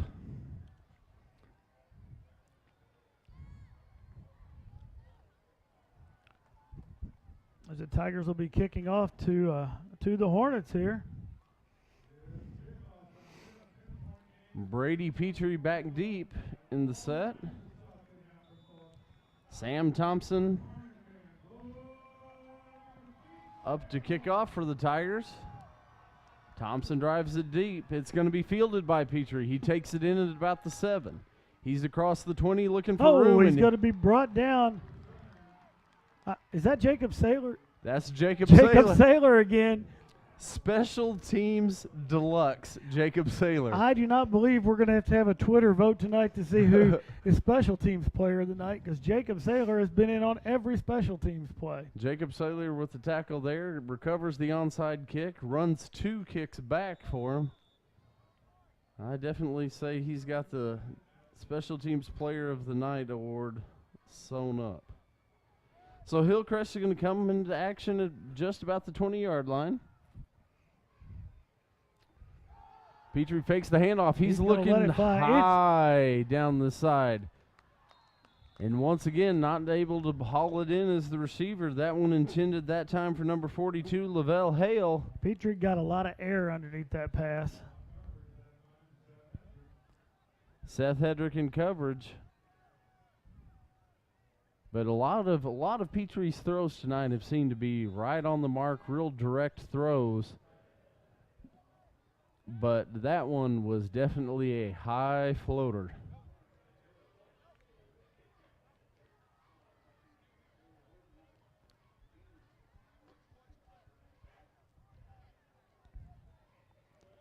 Petrie to throw again. This time he's got his receiver bobbled but pulled in by number 2, Jeff Hall.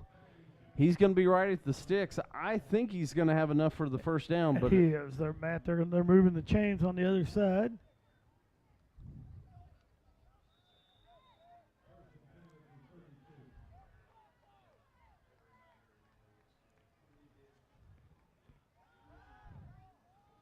Quick pass again this time.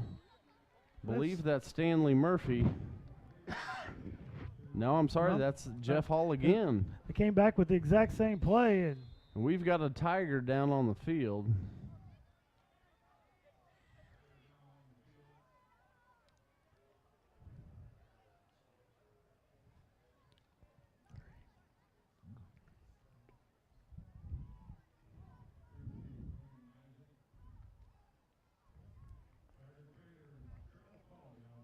Tiger trainer Cheryl Colley onto the field. Mention her, seems like every broadcast, the work she does for the Waynesville program, not just football, but across the spectrum of sports, the hours she puts in. while we're got this little delay, Joplin takes a 28-21 lead over Kickapoo. 6 minutes left in the third quarter. Parkview 49, Rolla 43 entering the fourth quarter. Glendale back up on West Plains 40-34 with 2 minutes left in the third quarter. What about that Ozark game? Where's that Ozark game at? Is it a Oh, it's a final. It is not. It is a final. Republic defeats Ozark 64-22.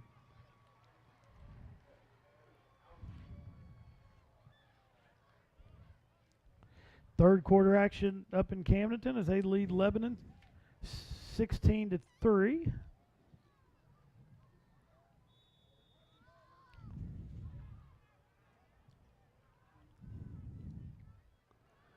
All right, Petrie in the shotgun set. Looking to his left. He rolls out. Nothing there. Waynesville defense pressure coming. Petrie still rolling running. out. Got a receiver to the near side. That ball's going to be incomplete. Intended for number 42, Lavelle Hale. Actually, probably works out better for Hillcrest that he dropped that ball because it was going to be about a 2-yard loss. Well, but after the intentional grounding call earlier, you could tell Petrie was looking just to get it near a receiver. So that'll bring up 2nd and 10. Ball sits at the 43-yard line. Petrie back. He's looking to the right. Quick slant pass. That's tipped up in the air. Wow. A lot of Tigers closing in on it. Eric Savage, the intended Eric Savage target. did it almost tipped it up and made it a free ball there.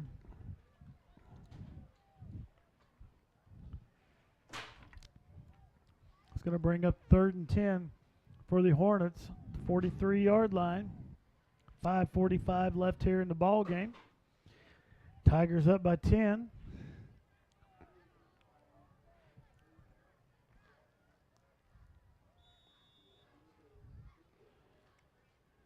Four wideouts for Hillcrest. 2 to the top, 2 to the bottom. Petrie looking to the right. He lets it go. Ball is tipped by Cedric Williams. Cedric Williams gets a hand on that, knocks it down. So it's going to bring up a big 4th down right here for Hillcrest, trailing by 10, 5:40 to go in the game. Trailing by 2 scores. Looks like the punt team's coming on, which I'm really surprised, trailing by 2 scores and where they're at on the field. Tigers probably need to be alert to the fake here. I would think so. With Brady Petrie back as the punter, Seth Hedrick's going to go back to field the punt, but Reggie Walker's going to come up and play defense. Yep, and it is faked. And it goes nowhere. Number 3, Cole Skidmore.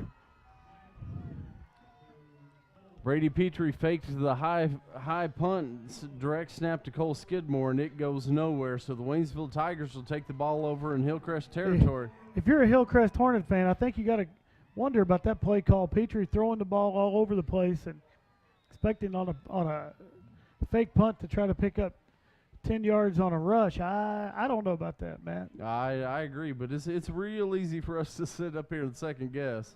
But I agree. The arm Petrie's shown all night long. I think if you're gonna go for it there, you go ahead and line up, take the shot with your receivers. Varen Martinez back into the game for Waynesville. Good sign as he hands off right up the middle. Jalen Thomas picks up about 15 and a first down.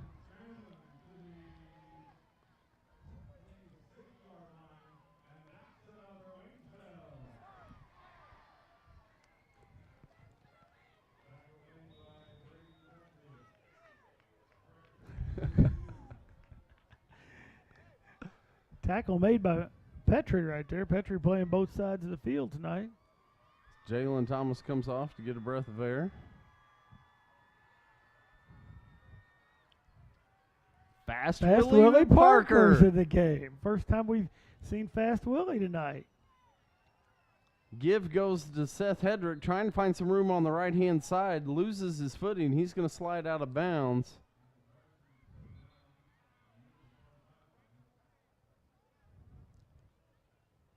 It's Marche Lynch checking back into the game for Waynesville. Good to see Fast Willie into the game. And Willie's headed out of the game right now.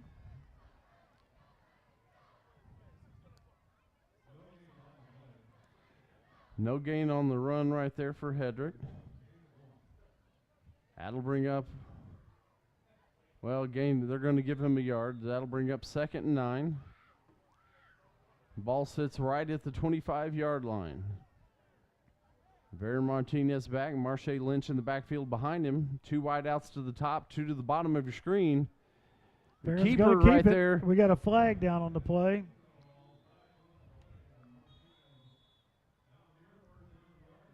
Barron going to be real close to the first down, depending on what this flag is right here. Appear to be pointing our direction.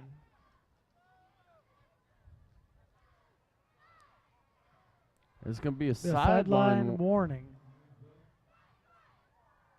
So that play will stand. Still waiting on a spot here. From here, it looks like Barron's got the first down, but those yardage markers, we're going to get a measurement here.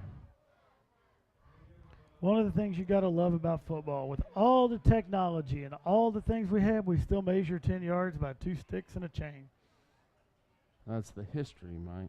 As a history teacher, I fully appreciate the classic. You don't want to change basic elements of the game. But that's not the way the world works today, Matt. Well, I understand. We are definitely a technological society, but there's some things you don't mess with. Like instant replay in baseball. Shouldn't be there. Technology doesn't make things better always.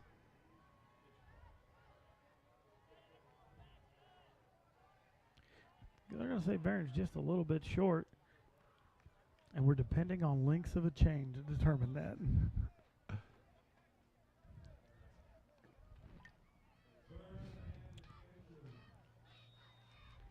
So it's going to be 3rd and inches as Vera Martinez brings the Tiger offense back up to the line. Marche Lynch and, well, 3-headed monster back in the backfield behind. Barron under center. Barron. I believe that's the first time I've seen him come under center tonight. Gives to Fast Willie Parker. And Willie's going to pick up the first down and get it inside the 10-yard line.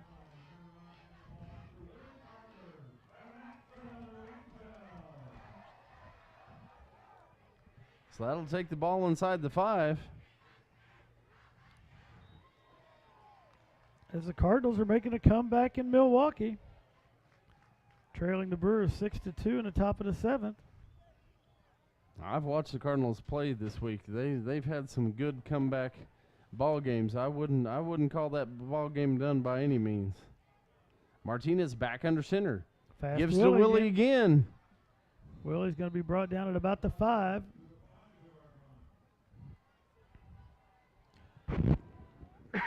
That'll make it 2nd and goal, right about the 5. So we're going to have a timeout here. Did not see a motion if this is a referee timeout, if this is... Looking here we're going to get it. This is going to be a Hillcrest timeout. Going to be their first.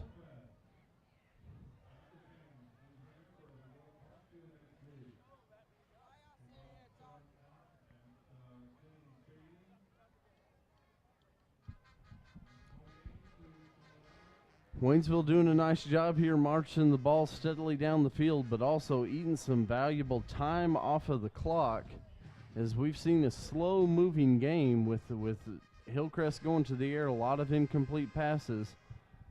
Been a slow-moving game. It looks like we've got an update coming across the wire. We do have an update. Glendale 48, West Plains 34 in the fourth quarter.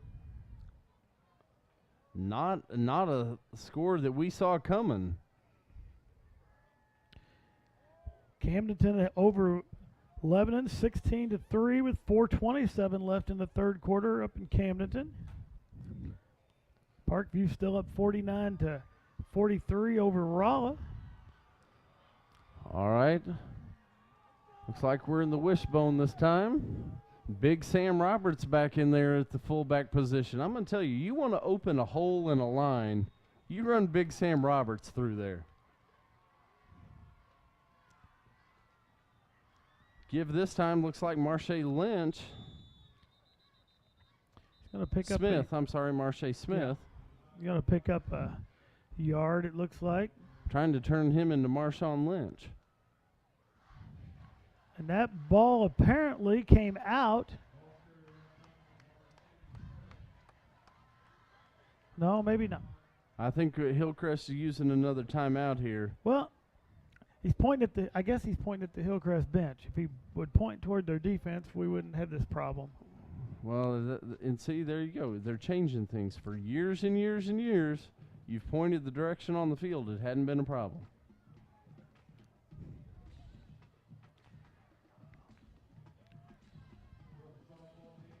Hillcrest quickly back on the field. Basically, they just want to stop the clock as we've got 4 minutes and 1 second left to go here in the fourth quarter.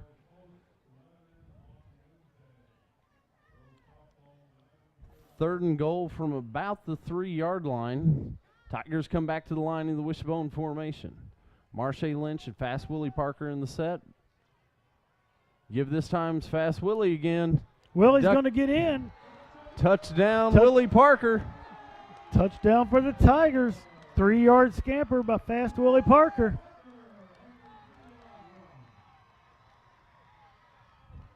And that's going to extend that lead to 36-20. Sam Thompson out for the extra point.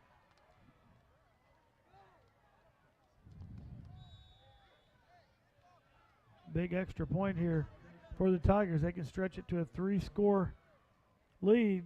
Ball's down, it's up, and it looks like it's good. 37-20. And we've got a little extracurricular once again, middle of the field.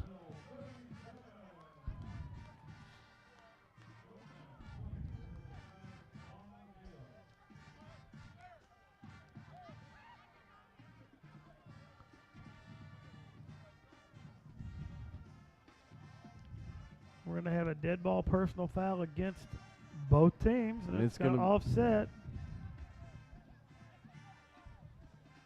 So the Tigers will be kicking off. 3:56 left here in the ball game, up 37-20. You see the Tiger cheerleaders. Tigers appear to be headed for a victory here on senior night.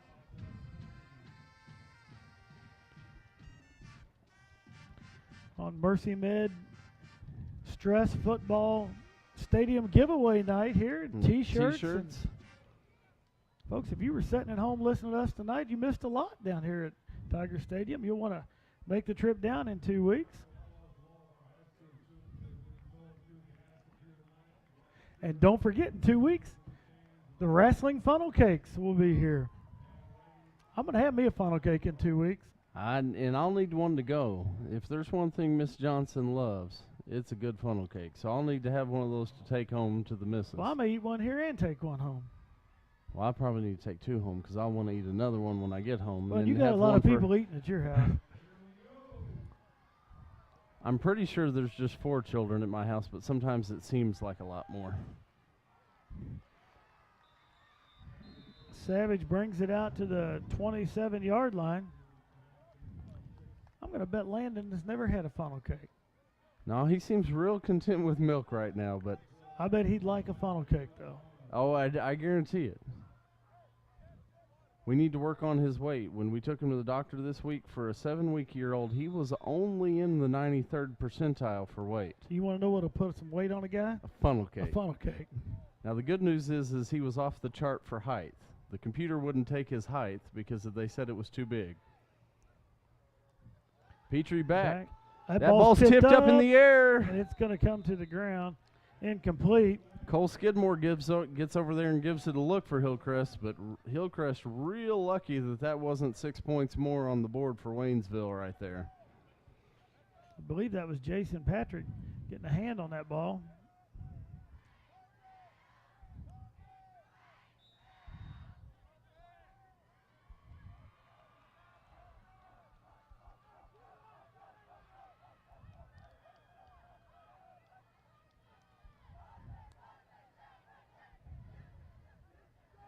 Petrie takes the snap. He's looking to his left. Passes out. He's got Hall. And it's going to be incomplete as Hall comes down out of bounds. Matt, something we haven't mentioned this evening, another huge showing by the student body here at Waynesville. They've had their section completely full down there to our left. Well, and on their feet all night long, cheering, excited. Love to see the student involvement. Sometimes it's easier to see at the basketball games with the camera angles and being straight across. You get to see them, but they are here in force again tonight for the football game. Just outstanding to see the fellow students supporting their football team, their classmates here tonight. As Petrie's on the run, he's got some open space. He's going to be taken out of bounds. He's going to pick up about 5 on that scramble right there, but it's going to bring up about 4th and 5. Hillcrest trailing by 3 scores. Tiger defense doing a good job of keeping Hillcrest Hornets in front of them.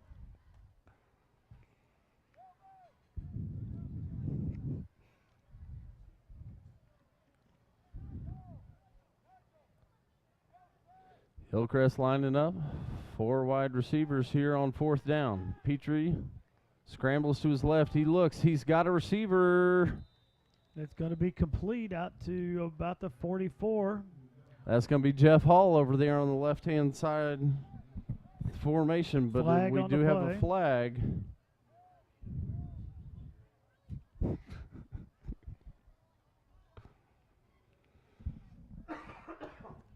And I guess they're gonna wave the flag off, or they're gonna have holding against Waynesville. It's gonna be declined, so the first down will stand. 3:25 left to go here in the game. Tiger big goal here is to keep that clock running. Sam Roberts checking into the game as Rashawn Pickett comes off for the Waynesville Tiger defense.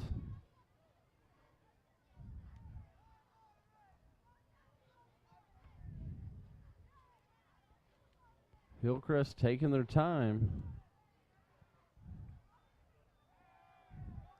Petrie back, fires to the middle of the field. He's got his receiver. Tigers bring the receiver down, keeps that clock a-running. Logan Lewis with the catch there.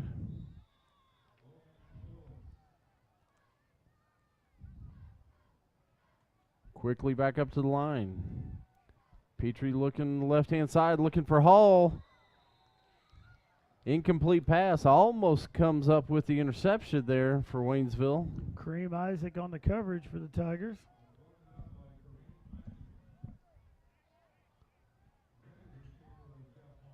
That'll stop the clock with 2:55. Brings up about 3rd and about 4 for the Hillcrest Hornets.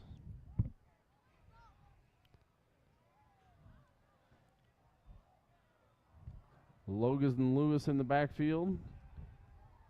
Petrie looking across the field. He's got the receiver. That's Cole Skidmore. Cole Skidmore going to pick up the first down and bring the ball all the way down to about the 30. Clock will stop on the first down. Time is definitely on the Waynesville side here, though. As slowly as it is ticking.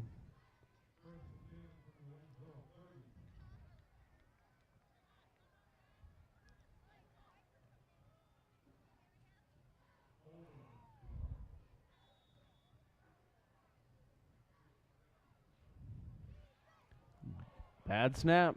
Ball goes Petrie down. picks it up. Petrie throws a duck deep. And it's a touchdown. I think all 4 players at one point had that ball. I do too. But that's going to be number 13. Eric Savage pulling it in for the touchdown. Savage second touchdown on the evening for Hillcrest. Wow. But Kareem Isaac, Savage, I think Jeff Hall for Hillcrest. And Seth Hedrick. Seth Hedrick. I think all 4 of them had their hands on that ball at one point. Savage comes down with the second touchdown of the night. And just like that, Hillcrest puts 6 points on the board, cuts the lead 37-26. They're going to line up to go for 2. Give is to Logan Lewis. He tries to get around that left-hand side, and he goes nowhere. So Hillcrest will be kicking off down 11 with 2:37 left here in the ball game. Matt, we want to give a big shout out to Scott Kempen. He's watching us on Channel 12 tonight. Scooter kicked back. I'm sure he's flipping back and forth between the Cardinals and us, but hopefully when the Nielsen ratings are clicking, he's got it on Channel 12. We're getting ready to see your favorite play. I'm going to go ahead and predict it right here. We're getting ready to see an onside kick. I'm going to say it. You're pretty safe in that assumption. Now, I know you think we should do it every single time there's a kickoff. Well, there is. Speaking of that, do we have any score updates from down in West Plains and? Well, we're checking the wire Glendale right now. It's Glendale's still up 14, 48-34 in the fourth quarter.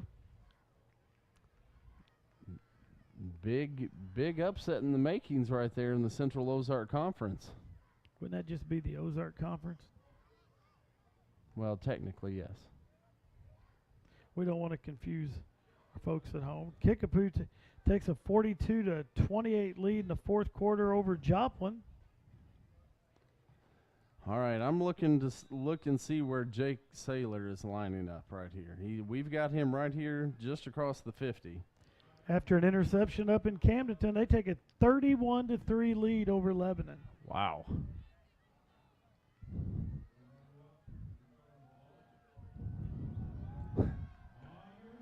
Sam Roberts up on the front line. It comes right to Jake Saylor. Saylor, you called it. Special Teams Player of the Night continues to pad his resume. Boy, after watching him, I don't think he's the target I'm kicking that ball at.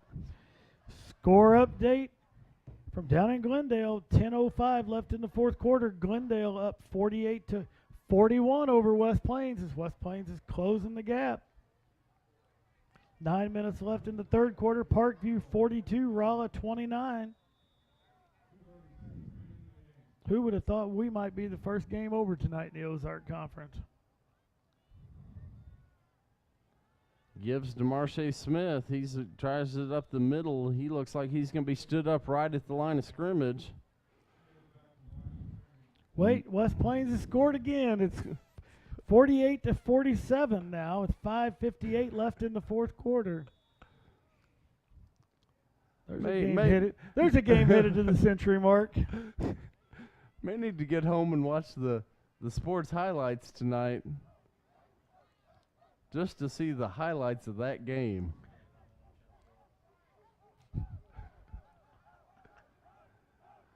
With the clock ticking, we're under 2 minutes to play. Varen Martinez fakes the handoff that time. He goes forward. He's going to get back to about the line of scrimmage. The key to what you just said is the clock is ticking. 1:42 and rolling. Hillcrest can stop it one more time. 1 timeout remaining.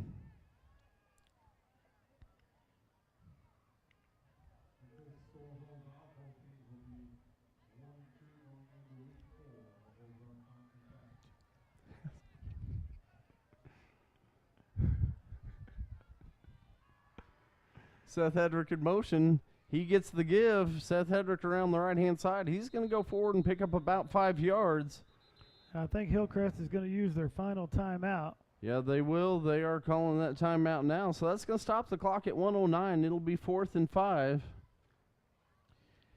Folks, we want to remind you, well, it's a Channel 12 Sports Update. Channel 12 Sports Update brought to you by the Channel 12 Facebook page, Channel 12 Facebook, and TigerTV. You'll want to get on there on Facebook and like us on Facebook to keep up with all news that is news from the Waynesville School District. Sports Update is the 1 and 2 Tigers are going to be headed to Parkview next Friday night. You'll want to make that trip to Springfield. See the Tigers take on the Parkview Vikings. And then 2 weeks from tonight, right back here at Tiger Stadium, the Rolla Bulldogs come to town. We'll be back on the air for Channel 12. But, folks, we'd love to have you come down here and support these Tigers right here. Back on the air Tuesday night. Tuesday night action. The Hillcrest Lady Hornets come to town to take on the Lady Tiger volleyball team. You'll want to come down and support the Lady Tigers. But if not, we are back on Channel 12 Tuesday night as we have a flag down on the play on this punt. Looks like it's going to be against the Waynesville Tigers. Going to be false start. That's going to back us up 5 more. 1:08 on the clock.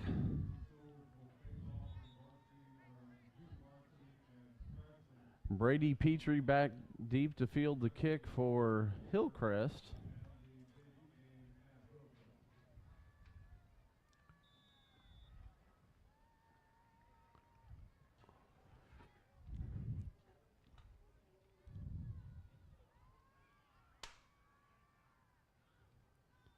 Farron Martinez gets the kick away, end over end flyer. It's a fair catch.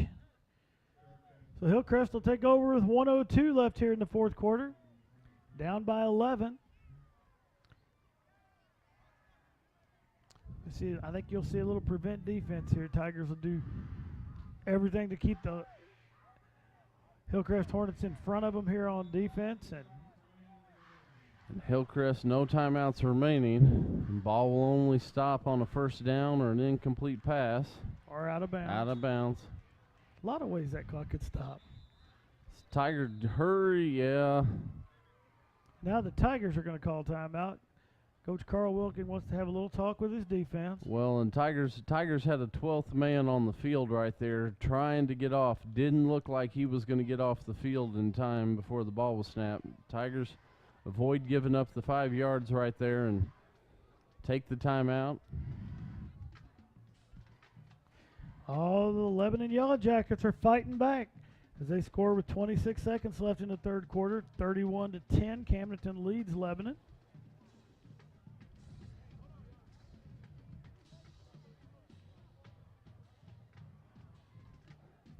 As you see there, the JROTC program running the flags.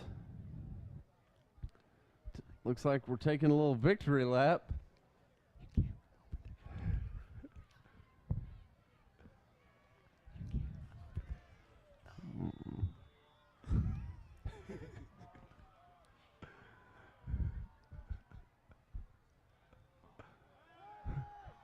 Petrie back to pass. Petrie tries to get it to Cole Skidmore.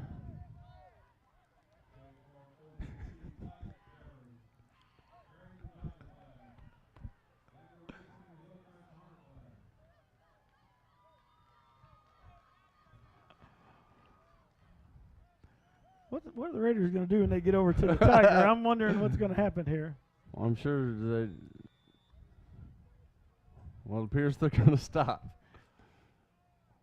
As the student section has moved down to greet the players as they come off the field. Petrie drops back, looking across the middle of the field. Nice defense there. Willie Parker. Willie Parker in position to break that up. Nice play right there. Another Petrie pass right on the hands of the receiver, but the Waynesville defense there to break it up, knock the ball away. Final from Springfield as the Parkview Vikings defeat the Rolla Bulldogs 64-43.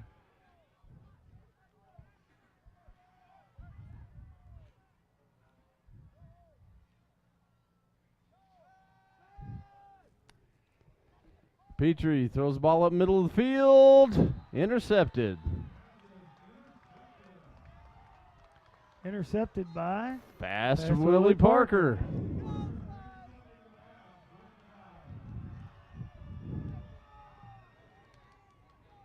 44.4 seconds here on the clock. Expect Tigers take a couple of knees. We're going to take this to the house with Waynesville's first victory on the year. Tigers will be on the road next week. Headed down to Parkview, play the Vikings. Parkview puts up 64 tonight. Beating the Rolla Bulldogs, correct? Beating the Rolla Bulldogs, 64-43.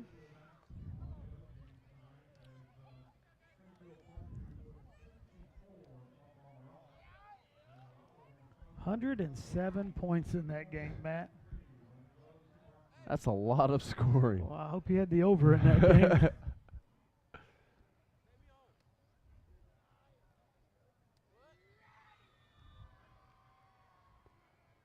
Tigers come out in victory formation. Barron takes the snap, goes to the knee. He's gonna have to do that one more time, I believe. And as he does this next time, the Tigers will walk away with an 11-point victory over Hillcrest tonight. It wasn't easy. You know, Matt, we've kind of we've had a flag on the play. We kind of talked about this. You look at this Ozark Conference and you look at what's went on tonight. It kind of, you know, it kind of supports our theory we talked about. There's not a dominant team in the conference right now. Any given night, anybody can beat anybody. It wasn't a flag. It was a yellow shoe. I think it's getting late. What time is it getting? That's going to finish the ball game here. Tigers with a 37-26 victory tonight over the Hillcrest Hornets. Want to remind you, Lady Tiger volleyball on Tuesday night, and then we'll be back 2 weeks from tonight for the Tigers and the Rolla Bulldogs. Well, thank everybody for joining us tonight on Channel 12. For Matt Johnson, this is Mike Rawlings, and everyone have a nice weekend.